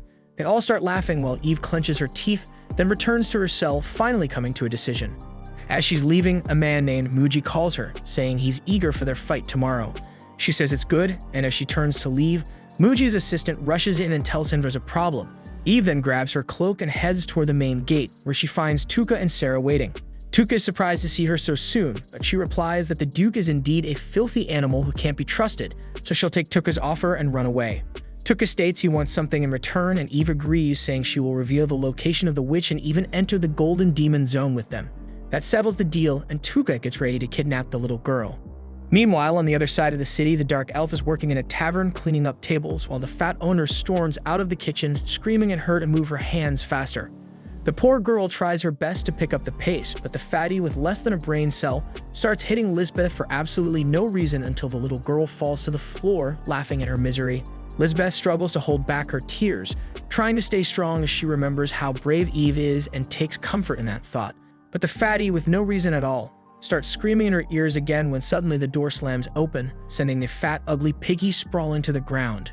Eve storms in, furious at the fatty for treating Lisbeth like that, and draws her sword. The fatty instantly drops to her knees, begging for her life, claiming she never wanted to hurt the girl. But the Duke ordered her to discipline Lisbeth harshly, and if she didn't, he would have punished her instead. Eve tells her that she's taking Lisbeth and gives her a choice. Tell everyone Lisbeth was kidnapped and that Eve went after the kidnapper or face the consequences. The fatty sobs and agrees, desperately telling Lisbeth that she never meant to treat her badly but was forced to. Then suddenly, Tuka enters the tavern wearing his mask and tells Eve to go on ahead as he just needs to check on something. Once they leave, he walks up to the ugly fat woman and coldly tells her that she might have fooled Eve with her performance, but he can see right through her pathetic act. He tells her that he knows what it's like to suffer abuse, so he won't let her off that easy. The woman tries to bluff, insisting she's the only one who can protect them from the Duke's wrath when he finds out about this. But Tuka's had enough of her crap and immediately uses Paralyze, followed by a poison spell, which somehow makes her even uglier as she starts dying slowly. Tuka calmly takes out a knife and sets up the scene to look like a robbery before leaving the tavern and escaping through the sewer. They start making their way through the underground passages, with Lisbeth nervously introducing herself and begging Tuka to let her join them, because she wants to stay close to Eve.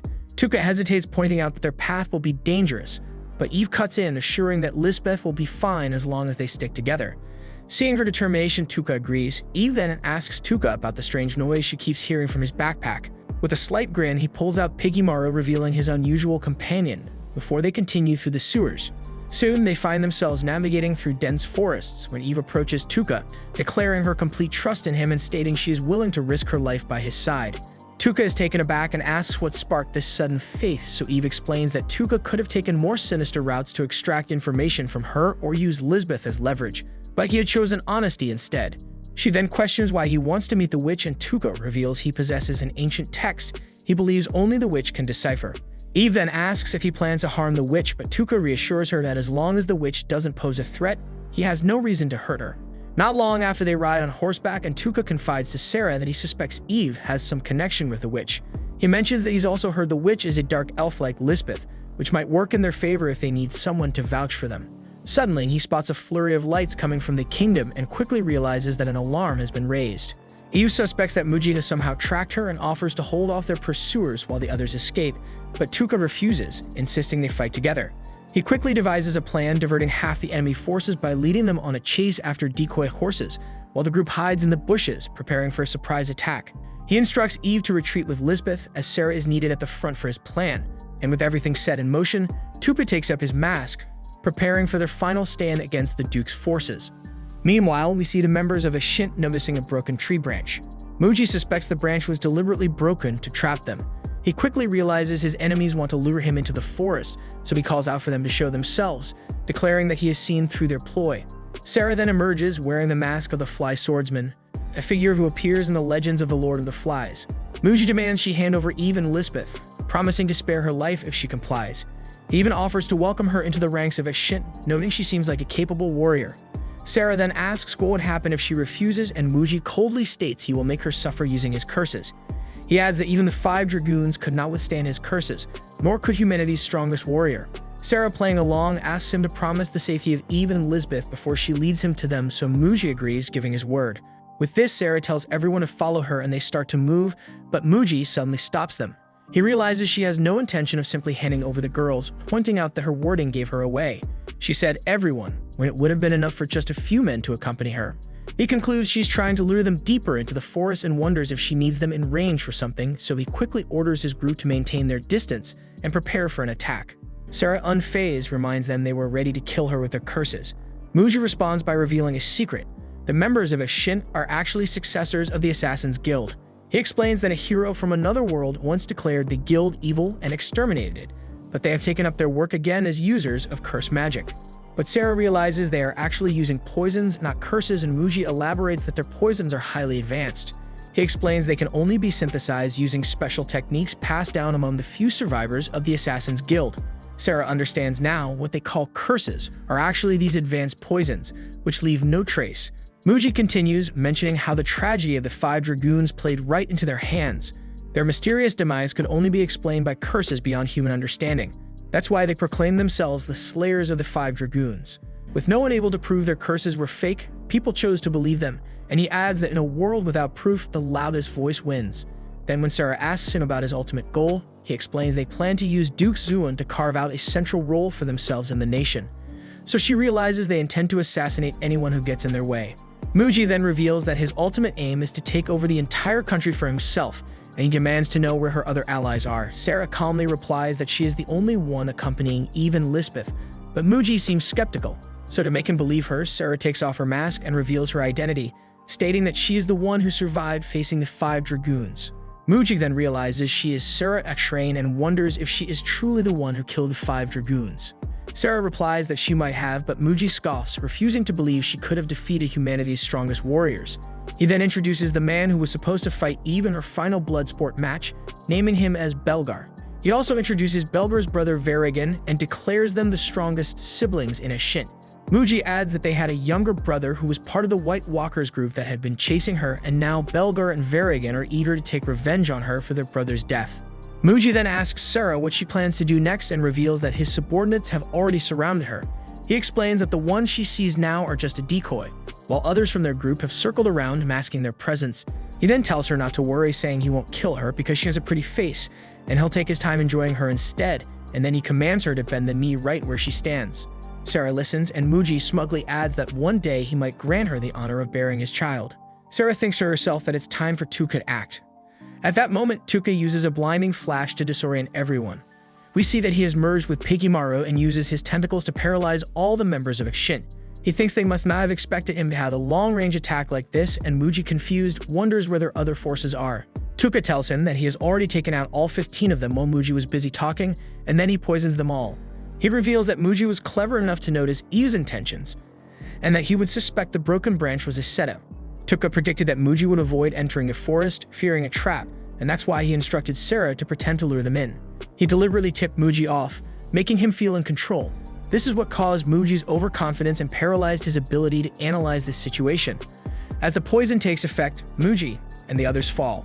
Sarah remarks that everything went exactly as Tuka planned, and he thanks her for playing along with their little charade. He notes that Muji's mistake was not considering the possibility of a more elaborate plan, and then he tells Sarah to go back and update Eve on the situation. As Sarah leaves to do so, Tuka notices that the first wave is returning. He thinks to himself that this is unfolding exactly as he anticipated and instructs Pikimaru to connect with him again, but he realizes Pikimaru is too drained to do so. Eve sees this and thinks that not even Tuka can predict everything, so she offers to help him, and Tuka asks Sarah to take care of Lisbeth while they prepare to fight the first wave. Tuka and Eve head towards the approaching enemies, and he asks her if she can count their numbers, so Eve counts them all and goes to confront them. The soldiers attempt to attack Eve when they spot her, but Tuca quickly paralyzes them all and poisons them as well. Just then, the Duke and some of his soldiers arrive from behind, and he declares that there is no escape for them. His subordinate then sneers, saying they will kill Eve and make Lisbeth wear a dress made from her skin. Tuca hears this and thinks to himself that these men are absolute scum, so he tries to paralyze them, but his powers don't work. He realizes he has reached the maximum number of active targets.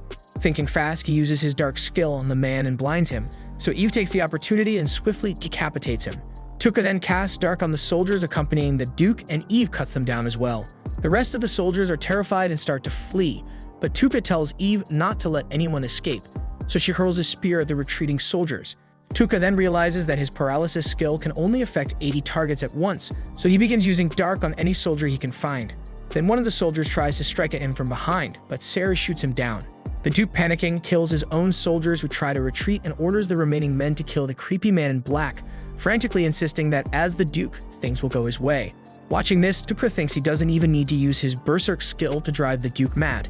Eve then thanks Tuca, admitting that although she is a warrior, she had begun to feel tired of the endless fighting, but fighting alongside him like this is a delight. She then goes on to finish off the remaining soldiers one by one. The Duke is terrified and tries to flee, vowing that they will meet a cruel end in the future. But Tuca paralyzes him, turning to Eve and asking her to finish the job. Eve tells the Duke she might have forgiven him if he had only sought to harm her, but going after Lisbeth was unforgivable. So without hesitation, she beheads the Duke, and the scene reveals the mess they have made in the forest. When the battle is over, Sarah and Lisbeth come out of hiding, and Tuca asks Sarah to take Lisbeth away. He thanks her for the help with the bow, and she apologizes for acting without permission, but he assures her it's fine since she is the vice leader of their mercenary group.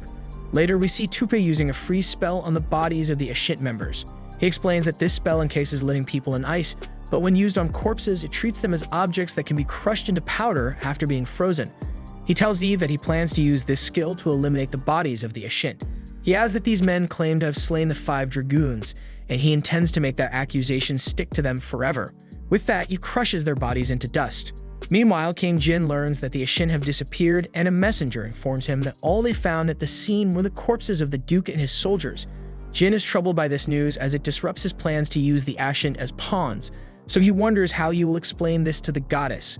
He then orders his soldiers to do everything possible to find the Ashint. Meanwhile, we see rain falling in the forest, so Sarah and Lisbeth take shelter in a cave, where Sarah is drying her wet clothes. Seeing Sarah's hot look, Lisbeth wonders if she will ever grow to look like her. She recalls how the owner of the tavern where she worked told her she wouldn't be considered a proper woman unless her black melon grew. Sarah tells her not to worry about anything the tavern owner said and advises her to only let the words of those she trusts take root in her heart. Lisbeth nods, saying she will trust Sarah's words in this case and thinks it feels like having another big sister. Soon Eve and Tuca join them, and Lisbeth and Eve quickly fall asleep. Sarah suggests that Tuca rest as well while she keeps watch, but he says he isn't feeling sleepy. She offers him her lap to rest on, but he knows she is tired too and offers her his lap instead.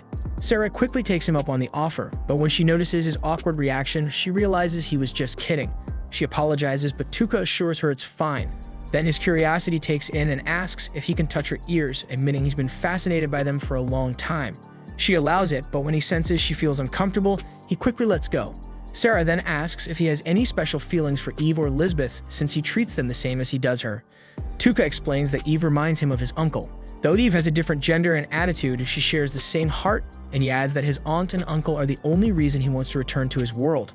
As for Lisbeth, she reminds him of himself. He explains that he too was abused as a child, but the key difference is their response to hostility. He's ready to eliminate anything that threatens him and admits he's not a good person like her, and he tells Sarah she's free to leave whenever she wants if she doesn't want to be part of his revenge. But Sarah assures him that she has no intention of leaving, as she has her own feelings about the goddess of Alien. Hearing this, Tuca promises to repay her for accompanying him on this journey, so he offers to grant any request she has if it's within his power. He tells her to think about it, then suggests she rest. She agrees, and as she lies down, he uses his sleep skill on her. Elsewhere, we see Ayaka secretly training with Nyan. Ayaka thanks her for the training, and Nyan remarks that Ayaka might surpass her in technique one day.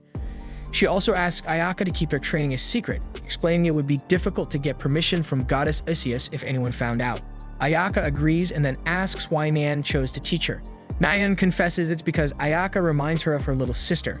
Then as she leaves, she warns Ayaka not to show any weakness in this world or she will fall. We then see Lisbeth wearing a new dress, and she is delighted with it. She thanks Tuka for the gift, and Sarah suggests they come up with a name for their mercenary group. She explains that they might need to identify themselves when they cross into the land of monsters and proposes the name Lord of the Flies Warband. She reveals that this was what the army of the Lord of the Flies was called, and everyone likes the idea, so Tuka agrees. They continue their journey, and by evening they reach the land of the golden-eyed monsters. Tuka notices a corrupted tree in the center of the area and learns that it was once a sacred tree. Eve then asks him to pour some magic into her hand, revealing a crest. She explains that this crest is passed down to the leaders of their tribe and their children. The green dot represents their current location, and the red dot marks the location of the Witch of Taboos. Realizing they need to head toward the red mark, they decide to camp for the night since it's already late. That night, as Tuka looks out over the land of monsters, he reflects that his hatred for the goddess hasn't diminished even after all this time. He vows to show the goddess what hell is like and decides to use the land of monsters as an EXP farm to level up.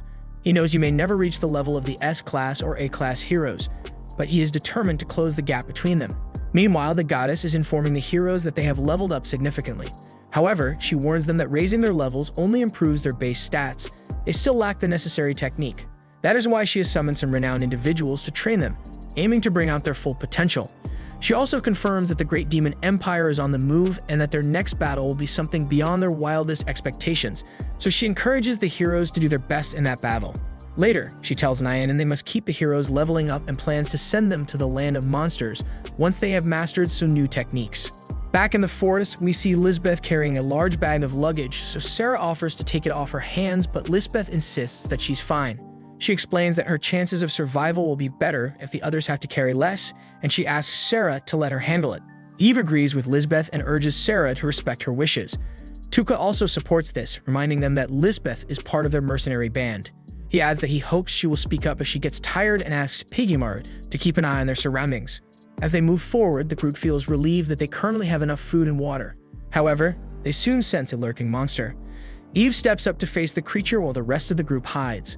Observing the monster, Tuka notices that it resembles the ones he encountered in the ruins of Disposal, except for its seaweed-like head. Eve engages the creature in battle, and while hiding, Tuka casts a paralysis spell on it. Once immobilized, he steps out of hiding and poisons the monster. He commends Eve for her efforts, and she asks if he accomplished what he aimed to do. He nods and explains that he has, and then he puts the monster asleep. He adds that he wasn't sure if his skills would work on the creatures in the land of monsters, but now he is certain they do. A short while later, the monster dies. Tuka muses that although these creatures look similar to those in the ruins of Disposal, they are actually weaker. He feels a pang of disappointment, realizing that the land of monsters is not as formidable as he had imagined. He thinks to himself that if this is the best the land has to offer, its monsters will be no match for him. He begins searching the monster for useful materials, which piques Sarah's curiosity, so she asks him what he's doing, and he explains that he read about this type of monster in the Book of Forbidden Arts, and she intriguingly finds the description in the book when he hands it over to her. She then notes that the creature is an ingredient for creating a forbidden item, similar to the voice-altering stone in the Lord of Flies mask. Noticing Sarah's interest in the book, Tuka offers it to her, saying she can keep it if she likes. She thanks him warmly, and Tuka realizes he needs to be cautious with his words around Sarah because she has a knack for seeing right through him. After collecting the materials, Tuka declares that it's time to begin their conquest of the land of monsters. The group moves forward, and soon they find themselves crossing a river. Tuka manages to cross without any problems, and then it's Lisbeth's turn. Eve offers to help her, but Lisbeth insists on doing it herself. She carefully hops across the stones but slips on one of them, but thankfully Piggymarut is there to catch her just in time. Eve is relieved and thanks Tuka for having a safety plan in place, but Tuka smiles and says that he wants to do everything he can to support Lisbeth when she sets her mind to something. He adds that he was once in a similar situation, but he clarifies that he's only helping her because it benefits him in the end. Lisbeth finally makes it across the river and notices the group was whispering. She asks if they were talking about her. Eve quickly denies it and makes up an excuse, saying they were discussing children born between high elves and humans, which are rare, so she then wonders aloud what the children of Tuka and Sarah would look like. Sarah, who is in the middle of crossing the river, overhears this and becomes distracted, losing her balance and falling into the water. Moments later, we see her drenched, apologizing for letting her guard down. Eve is amused and surprised that even Sarah can get distracted sometimes, and that makes Tuka unsure whether Eve is clueless or cunning. Noticing that Sarah is shivering from the cold, he drapes his overcoat around her shoulders. He lightly jokes, hoping she doesn't mind that it smells like him. Sarah smiles and admits she likes it, surprising Tuka, who had meant it as a joke, but it turns out Sarah was joking too. As they continue their journey, Eve suddenly senses something approaching, so Sarah quickly moves to protect Lisbeth. Tuka then asks Eve if these are monsters she recognizes, and she admits she can't defeat them. He wonders if this is what forced Eve and Lisbeth to flee the land of monsters in the first place, and she confirms it is, so Tuka tells her to fall back, understanding that this is a threat she can't handle. Eve then retreats, and Tuka decides he doesn't have time to merge with Piggymaru, so he takes cover behind a tree. The monsters come into view, and Tuka's excitement builds at the prospect of facing opponents strong enough to overwhelm even the greatest Bloodsport warrior, and as soon as the creatures enter his range, he swiftly casts a paralysis spell on them. Not wasting any time, he follows up with a berserk spell to finish the fight quickly. After the monster dies, Tuka gains a level, and Eve can't help but notice that Tuka seems familiar with these creatures, so Tuka explains that they are probably Mizorts, and he begins to cut a part of their paws. Eve asks with a grimace if he plans to eat them, but Sarah quickly clarifies that, according to the Book of Forbidden Arts, what Tuka is taking is an ingredient for enhancing slimes like Piggymaru. Realizing this, Eve understands that Piggymaru will be the one consuming it, so Piggymaru looks disgusted, but Tuka reassures him, saying it probably won't taste bad once he turns it into a solution. Suddenly, they all feel a brief but intense murderous intent, which quickly vanishes, leaving them bewildered. They look around, unable to find the source of the feeling. As they prepare for a potential fight, Piggymaru alerts Tuka that the murderous intent is coming from his bag. Tuka checks and discovers that the egg he picked up earlier is glowing. It cracks open and a horse emerges, rapidly growing into a full-size creature right before their eyes. The group is stunned, and Tuka wonders aloud what kind of monster this could be, but even Sarah is at a loss. The horse creature then rubs affectionately against Tuka, who cautiously pets it, and as he does, he notices something unusual on its back. So Sarah explains that it's an organ for absorbing magic, a unique feature found in magical creatures and certain monsters. Sensing an opportunity, Tuka asks everyone to step back, then begins pouring his magic into the organ. He theorizes that the horse may have grown by absorbing ambient magic, so he tries to replicate the effect. Using his stats window, Tuka monitors his mana consumption, and after spending 1,000 magic points, the horse grows even larger. The group watches in amazement as the creature transforms before their eyes. Tuka thinks this size is perfect for hauling their luggage. But the horse seems to want more, nudging Tuka to continue. Tuka obliges, pouring in another 10,000 mana points. The horse transforms once more, becoming a massive, muscular creature with 8 powerful legs. Tuka is impressed, thinking they've added an intriguing new companion to their group. Lisbeth asks him what he plans to name the creature. Noting its 8 legs like Odin's legendary horse, Tuka decides to call him Slee, short for Sleipnir.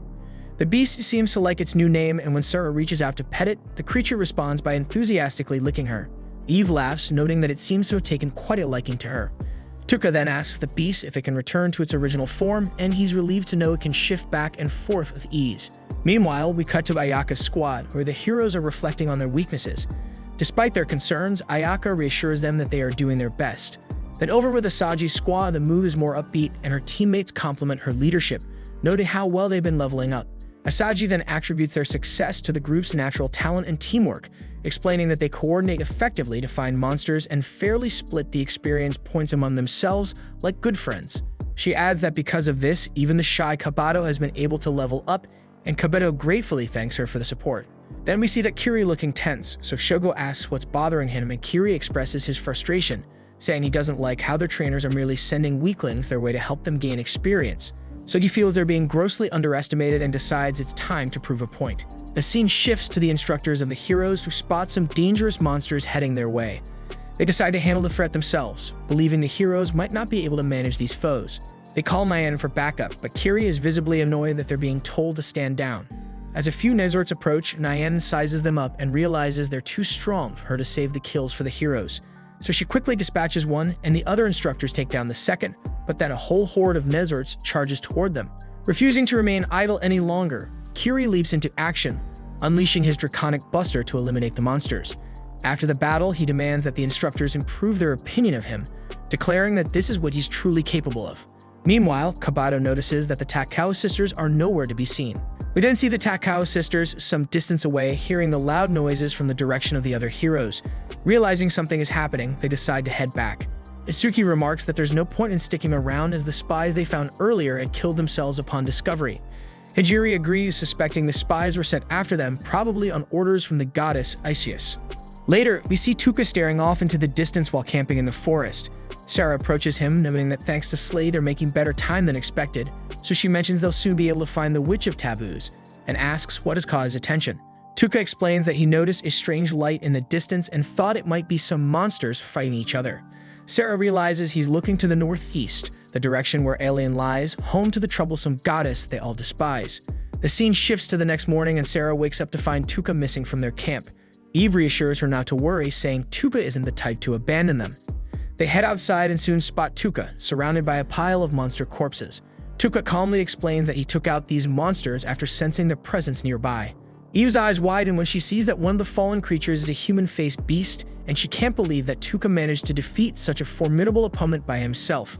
Tuka shrugs it off, saying it wasn't all that troublesome compared to what he's accustomed to, and he begins searching the monsters for any usable ingredients. Eve is still stunned by his abilities, but Sarah smiles and comments that this is just how Tuka is. She reflects on how it's because of him that they're able to move so confidently through the land of monsters, and she believes that Tuka can make the impossible possible, but silently hopes he won't carry too much of the burden alone. The scene then cuts to them standing before a range of towering mountains. They quickly realize the mountains are too tall for even Slay to climb, leaving them with no choice but to take the path around to cross the area. Tuka then spots a trail that leads along the cliffs on the eastern side and urges everyone to hurry up. Sarah suggests that Tuka take a rest before they continue, but he dismisses the idea, insisting he's fine. He feels the growing humidity in the air and senses that rain is on the way, so he determinedly pushes them to cover as much ground as possible before the storm hits. The group continues along the path Tuka found, feeling uneasy about the lack of monsters. They speculate that this could mean they're getting closer to the Witch of Taboos. Tuka then turns to Lisbeth, asking if she's alright and wonders if the land of monsters scares her. Lisbeth admits that it is frightening, but reassures him that she's okay. Tuka half-jokingly hopes she won't say something like dying here is better than living in Monroy, but Lisbeth replies that while there may be some truth to that, she doesn't believe she will die here.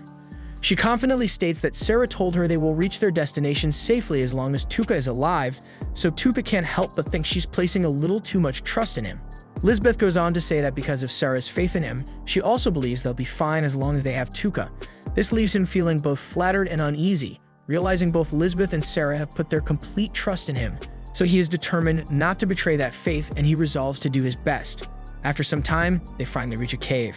Tuka notes that once they make it through, they should be close to the Witch of Taboos, so the group feels a sense of relief for having made it this far. Eve then expresses her gratitude to Tuka, but he brushes it off, saying there's no need to thank him. They wouldn't have gotten this far without the map Eve provided. He points out that he didn't help them out of goodwill. They simply had what the other wanted. Eve then opens up, admitting that she always wanted to escape her life in the Bloodsport arena and live a peaceful life with Lisbeth. That dream was stolen from her, but thanks to Tuka, she now has a chance to make it a reality. She adds that once this is all over, she plans to open a farm with Lisbeth, and perhaps that future isn't as far away as she once thought. Suddenly, a monster appears behind Eve and she swiftly slays it, but Tuka can't shake a feeling of unease, wondering if the creature is truly dead. Eve confirms that it seems to be, and Tuka uses a paralysis spell to be sure. The spell has no effect, confirming the monster is dead, but Tuka's instincts still tell him something is wrong. Then the dead creature unexpectedly lets out a haunting howl, echoing through the cave. Tuka's eyes widen. He suspects it's trying to summon other monsters. As the howl fades, Eve asks what it was, and Tuka's senses go on high alert as he feels a swarm of monsters closing in from all directions. Eve and his classmates that position deeper in the forest notice the movement of the creatures too, all heading toward the same place. Tuka realizes the situation is becoming dire. He isn't sure if he can handle such a massive onslaught. Tuka finally realizes that this forest is the natural hunting ground for the big-mouthed monster, and the death cry it let out was like a beacon, drawing other monsters toward them. He can hardly believe that a single cry could summon so many beasts, and he notes that they still have a little time before the creatures arrive. At that moment, Eve steps forward, offering to draw the beasts toward her, giving the others a chance to search for the Witch of Taboos. She promises to create an opening for their escape. Lisbeth immediately tries to stop her, but Eve refuses. She explains that her carelessness led them to this situation, and it's only right that she takes responsibility. Eve points out that her senses are sharp, and she's an expert at maneuvering through terrain like this. Before she leaves, she instructs Lisbeth to listen to Sarah and Tuka until she returns, and Lisbeth reluctantly agrees. Tuka, not one to let this slide so easily, tells Eve that he'll allow her to lure the monsters, but only if she promises to come back alive. Eve assures him she will, but Tuka isn't convinced. She thought he'd agree this quickly. He explains that her odds of surviving such a risky move are slim and that she doesn't need to bear the weight of responsibility alone. He reminds her that the monsters she cut down were so well hidden, they only revealed themselves when they were practically on top of them, so there was nothing she could have done to prevent it. Sarah then chimes in saying that if she were in Eve's position, she would have acted the same way. Tuka takes it further, admitting that it's actually his fault for not using his status ailment skill on the monsters sooner, so he insists there's no reason for Eve to take all the blame. Eve tries to argue, but Tuka quickly cuts her off, telling her she's absolutely indispensable if they want to reach the Witch of Taboos. He reminds her that the witch entrusted her people with a map, meaning that bringing someone the witch already trusts could make negotiations much smoother. As he speaks, Tuka notices his voice projection gem is almost fully hardened, so he integrates it into his mask, hoping it will work. Tuka then points out that right now the only team with the best chance of survival is himself, Piggymaru, and Slee. He explains that his status ailment skill is the only ability that can deal lethal blows to the human-faced monsters. And while responsibility is important, he firmly declares that it's his job to decide where that responsibility falls in their warband. He tells Eve not to worry, and after a moment, she nods, understanding. Sarah wishes Tuka luck, and he tells her that if he doesn't return, he'll leave the rest in her capable hands. Sarah, slightly unsettled, asks him not to say such ominous things, but for now she accepts his orders, and with that Tuka takes his leave. Elsewhere, we see the heroes fleeing from the rampaging monsters in the forest.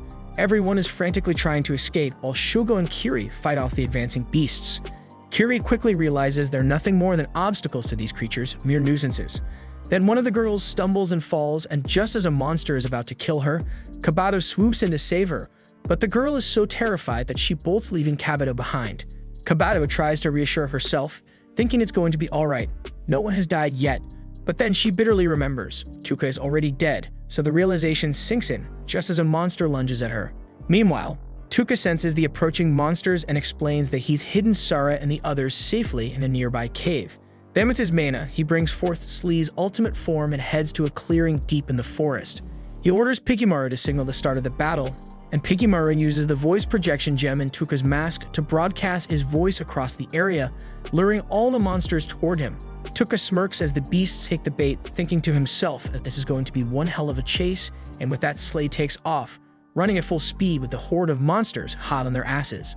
Tuka then realizes that survival is far from guaranteed, especially with these human-faced beasts being so powerful. But he can't let the others see his doubts, so he turns to his familiars and asks them if they'll put their lives in his hands to protect everyone else. And without any hesitation they agree, so with that Tuka combines with Piggymaru, while Slee keeps running at full speed, giving it everything he's got. Meanwhile, Ayaka learns the grim news: 2 of their classmates are dead from the recent monster outbreak. Angry and confused, she confronts Yasu, since they were part of his group. Yasu, in typical fashion, coldly replies that the lives of higher-ranking heroes like himself are more important than those scrubs. That's why he prioritized saving himself. He shrugs, saying it was their fault for being weak, and that's why they died. Ayaka, however, isn't buying it, and she remembers how Yasu did nothing when the monsters stampeded toward them, and calls him out. Yasu, clearly irritated, snaps at her, demanding to know what she's trying to say. So she calmly explains that as an A-class hero, it was his responsibility to protect the classmates in his group because he was the only one strong enough to do so at the time. This stings Yasu, making him feel inferior, and in his frustration, he snaps. He tells Ayaka to shut up, accusing her of always acting like she's better than everyone else. Ayaka, still composed, clarifies that she's simply saying he should have protected them, but Yasu doubles down, stating it's not his problem. They died because they were weak, and he survived because he was strong. Ayaka reminds him that with strength comes the duty to protect the weak, but Yasu scoffs at the idea.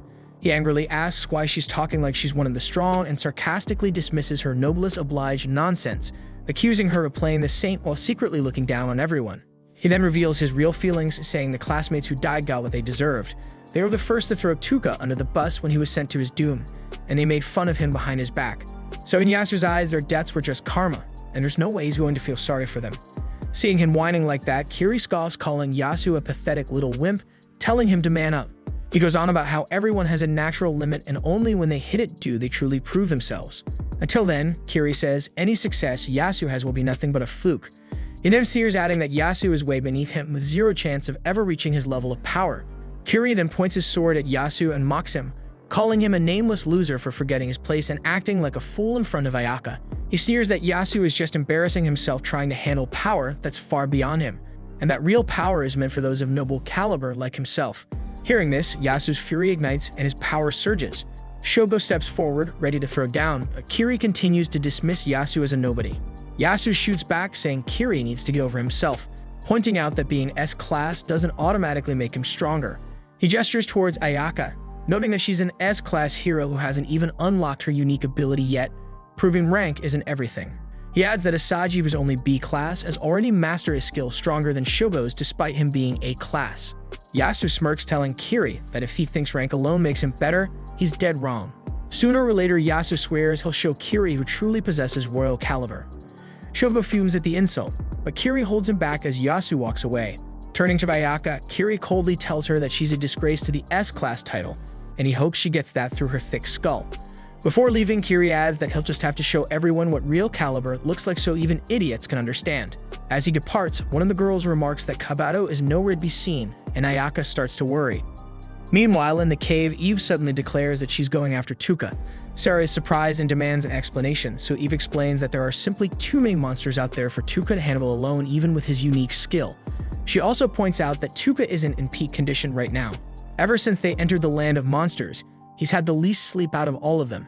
Eve suspects that Tuka has been using his sleep skill on the group to help them rest peacefully, sacrificing his own rest in the process. So it's likely the only reason they've made it this far into the heart of the forest. Eve adds that she wasn't just talking big before they parted ways.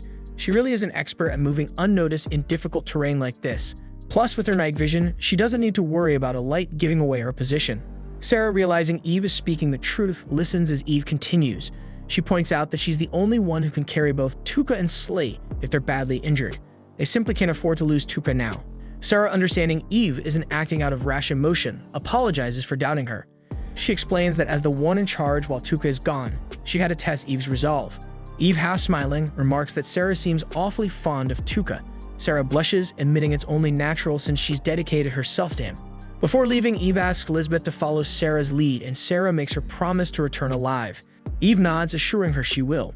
She then asks Sarah to take care of Lisbeth, and Sarah firmly replies that she'll do everything in her power to protect her. As Eve turns to go, she can't help but think that Tuka's influence is rubbing off on Sarah too, and then she leaves. Elsewhere, Tuka spreads Piggymaru out, targeting the monsters behind him and unleashes Berserk on a cluster of them. This causes some of the monsters to turn on each other, but the rest don't seem to care and keep chasing him. Tuka can't believe how quickly these creatures shift gears and uses Paralyze on a few others, but it only stalls them for a brief moment before they resume their pursuit. He then notices that the human-faced beasts leading the charge are starting to adapt to his tentacle attacks, so he frustratedly asks his familiars if they can keep pushing through. They respond that they can, just as the sky opens up and it begins to pour. The rain muffles the sound of the approaching monsters, making it harder for Tuka to track them by ear. The heavy downpour also severely limits his visibility, and he realizes with a sinking feeling that his MP is depleting fast. He knows he can afford to sever his combination with Piggymaru. Not in the middle of this battle, but at this rate, they've only got about 10 minutes left before the fusion wears off. Thinking quickly, Tuka realizes that the only way to keep up the fight is to level up. He sets his sights on the human-faced beasts since they're worth massive experience, but he knows it's a huge gamble, and that if he's not near them when they die, he won't get any of the experience. That means he'll have to circle back the way he came, so he asks his familiars if they'll stick with him if he has a plan, and they assure him they're in it together, and he can't help but feel grateful for such loyal allies. With newfound determination, they charge straight at the monsters, making a beeline for the human-faced beasts. Tuka casts Dark and Paralyze on the creatures surrounding the beasts, affecting the targets as well. Then without hesitation, he casts Berserk, wiping out the lot of them. Then the surge of experience hits him and he levels up on the spot. His stats refresh, and with renewed energy, he realizes he can keep fighting a little longer. He spreads Piggymaru's tentacles once more, understanding that the only way to win this chaotic battle is to manage his experience points and keep leveling up.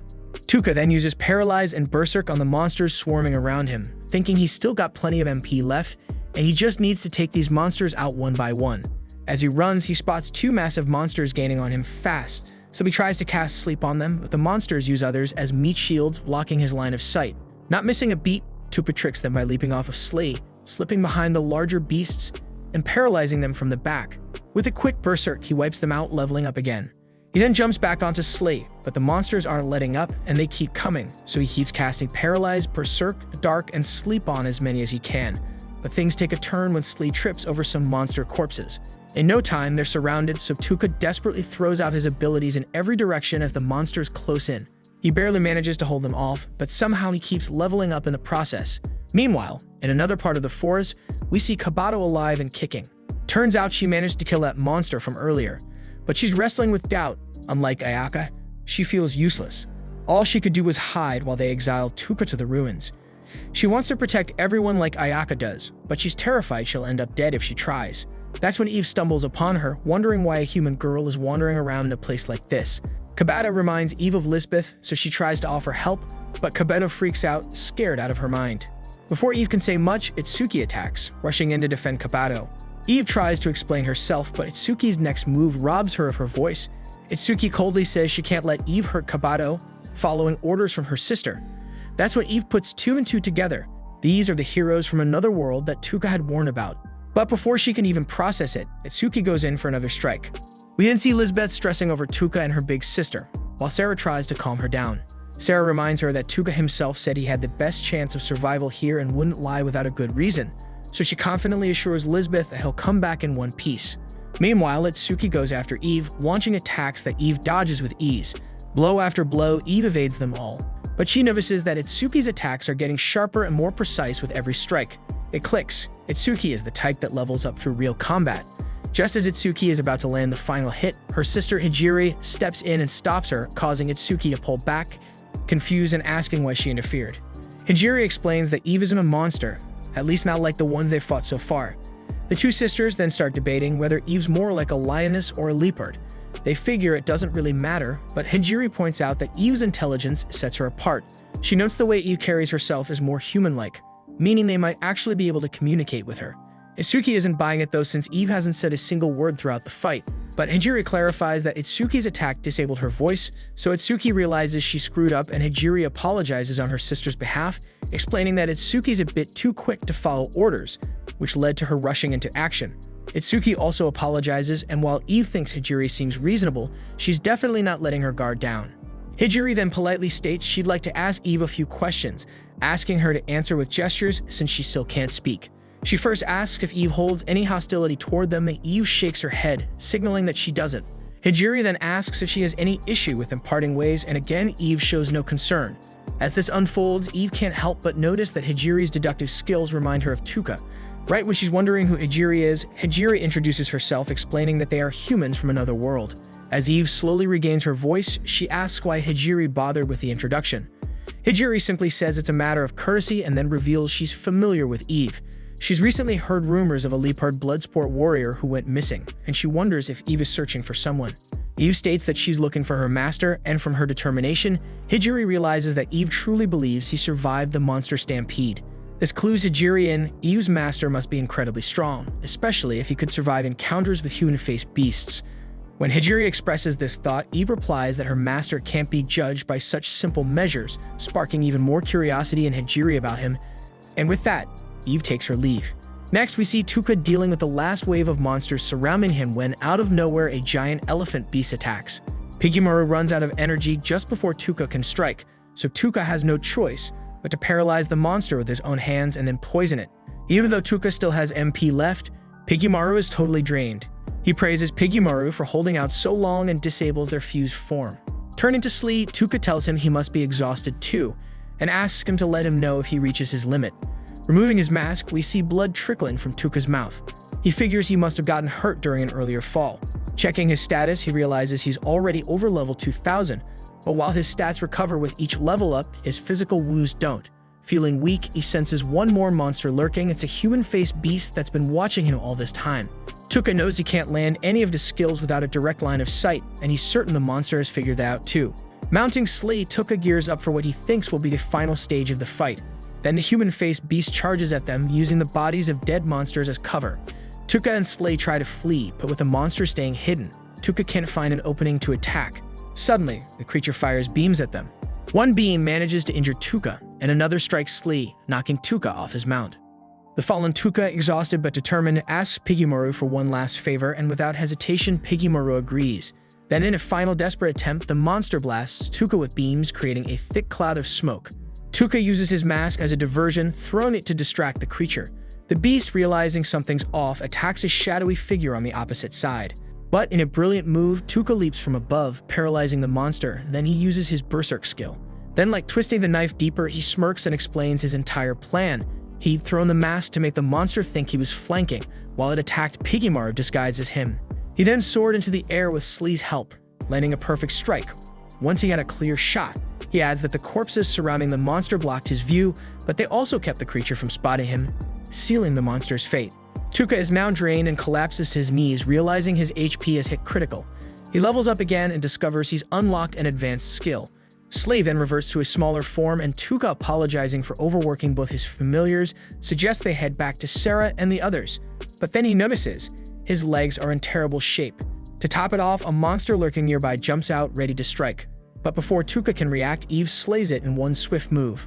Tuka then thought to himself that he had a feeling this would happen. Eve picks everyone up and carries them, mentioning that she ran into some heroes from another world while searching for him. 3 girls named Hijiri, Itsuki, and Kabato. Tuka immediately wonders if she mentioned his name, but Eve reassures him she didn't, as she wasn't sure of his connection to them. Tuka is relieved and believes it's better they continue thinking he's dead. After all, heroes are just another obstacle in his quest for revenge on the goddess. Eve is stunned that even in this weakened state, Tuka's mind is still sharp. Then finally they reunite with the others, who are overjoyed to see them alive. Tuka then asks Sarah to check on Slee for him, and later that night, we see her tending to his wounds after looking in on Slee. While Eve steps outside to keep watch, Sarah finishes patching up Tuka. He can't help but think she's incredible. Not only can she heal wounds, but she can wield a sword too. Sarah casually adds that she can sew as well, and then she sews up Tuka's overcoat. Noticing he's still awake, she asks why he can't sleep. Tuka admits he's still too tense, so she offers him her lap to rest on, saying she's also too on edge to sleep. Tuka, knowing full well she's faking it, accepts the offer anyway, muttering that it's been a while since he's slept in someone's lap. Sarah, in a soft tone, tells him not to shoulder everything on his own. He wonders if he looks that worn out, and she says that while he was brave enough to put on a fearless face when all the monsters attacked at once, calming Eve and Lisbeth, she could still sense the lies underneath. She confesses that she worries he might one day take on a burden too heavy and end up breaking under it. So Tuka, with a half smile, asks her to just keep supporting him if she's that concerned. Sarah agrees, and he reflects that he's glad he's returned to his old self since coming to this world. After all, if he'd stayed the soft-hearted guy he used to be, he'd be dead by now. Feeling a bit lighter, he figures things will be fine for now, and Sarah tells him to let her know if there's anything else she can do. He teases her, saying she's overprotective, just like a big sister. Sarah immediately bristles at being sister-zoned, but then curiously asks how old he is. Tuka reveals that he's 17, and Sarah is shocked to learn he's younger than her. Tuka always assumes Sarah was much older given that she's a long-lived high elf, but she surprises him by saying she's only 2 years older. Sarah reflects on how much she still doesn't know about him, and Tuka jokingly wonders if she's going to start treating him like a younger brother now. But she firmly tells him no, as the leader of their party, his age doesn't matter to her. Tuka eventually drifts off to sleep, and Sarah watches him, realizing how exhausted he must have been. As she looks at his peaceful face, she reflects on how deeply she's fallen for him, something she never expected. After making sure he's comfortable, she tries to get up, but accidentally trips and falls on top of him. The sudden closeness overwhelms her, and for a moment, she feels the temptation to kiss him. She leans in, but stops herself at the last second. The scene cuts to her lying beside Tuka as he wakes up. Tuka notices she's struggling to sleep and asks for her permission to use his skill to help her relax. After she agrees, he uses it to gently put her to sleep. However, we soon learn that Tuka never actually fell asleep. He saw everything Sarah tried to do and now fully understands her feelings for him. The realization hits him hard, and he's surprised that he let himself be so vulnerable around her without noticing sooner. Later, we see Kabato and the Takao sisters traveling together on their way to reunite with the others. Itsuki asks Kabato why she's in Asaji's group, mentioning that Kabato seems more like a leader herself. Kabato recalls the time she had to kill a monster for the first time but couldn't bring herself to do it. Asagi had stepped in to help her pass the test, telling her that they needed to support each other in moments of weakness. Kabato explains that this is why she remains loyal to Asaji's group. Itsuki warns her that Asagi gives off a dangerous vibe, and Kabato agrees but believes that this dangerous edge might be exactly what they need to save Ayaka. As the story returns to Tuka and his group, they continue their journey through the forest. Along the way, Sarah confides in Tuka, telling him that there's something she wants to confess, but only when she's ready. She feels it's unfair to keep it one-sided, yet she fears losing his trust if she reveals her feelings now. She decides she'll tell him one day, unaware that Tuka already knows everything. Tuka, for his part, is relieved she hasn't figured that out yet and resolves to keep things as they are for the time being. As they move deeper into the forest, they come across magical seals on some of the trees. Tuka analyzes the seals, realizing they only activate under certain conditions. Sarah points out that the seals are damaged and old, so they won't trigger.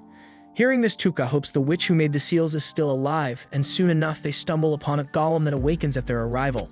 Tuka quickly paralyzes it, and Eve suggests destroying the creature, but Tuka stops her, warning that the witch who created it may not appreciate that. They then head deeper in, and the complete lack of monsters around them makes it obvious. They've reached the witch's lair. Spotting a small house nearby, they investigate and discover an underground entrance. Inside, they find golems mining away at something. Since the golems aren't bothering them, Tuka decides to leave them be.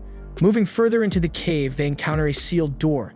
Tuka pours his magic into it, and judging by how much power the door demands, he quickly realizes that the witch didn't hide it for just anyone to stumble upon.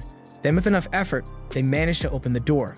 Meanwhile, we see Kabato and the Takao sisters reuniting with their classmates. Asaji rushes to hug Kabato, relieved that she's safe. After learning that the Takao sisters helped her, Asaji admits that, despite their appearances, they're actually pretty nice. Ayaka is also equally glad to see Kabato unharmed, then Asaji takes it upon herself to inform the four saints to stop their search as Kabato has been found. Kabato, though, reflects on her weakness, knowing she must become stronger. Hijiri then comments that searching for Kabato was the right decision.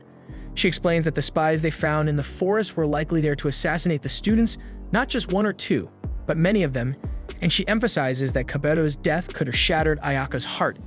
Because if Ayaka were to break now, something catastrophic would happen, and that would be nothing but boring. Back with Tuka and the others, they find themselves on the other side of the gate, surprised by the sight of an underground sky.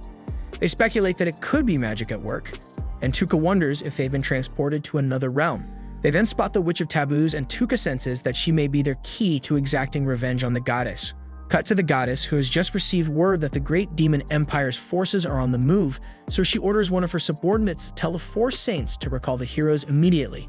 She muses about how strong and perhaps how wounded her heroes have become, excitement bubbling up as she anticipates finding out. Back in the strange underground realm, the hot Witch of Taboos greets Tuka and his crew, introducing herself as Erika Anorovel. As Tuka listens, he thinks to himself that he's going to annihilate everything the goddess holds dear, and he will get his revenge no matter what. This was the final episode. Subscribe for more anime recaps.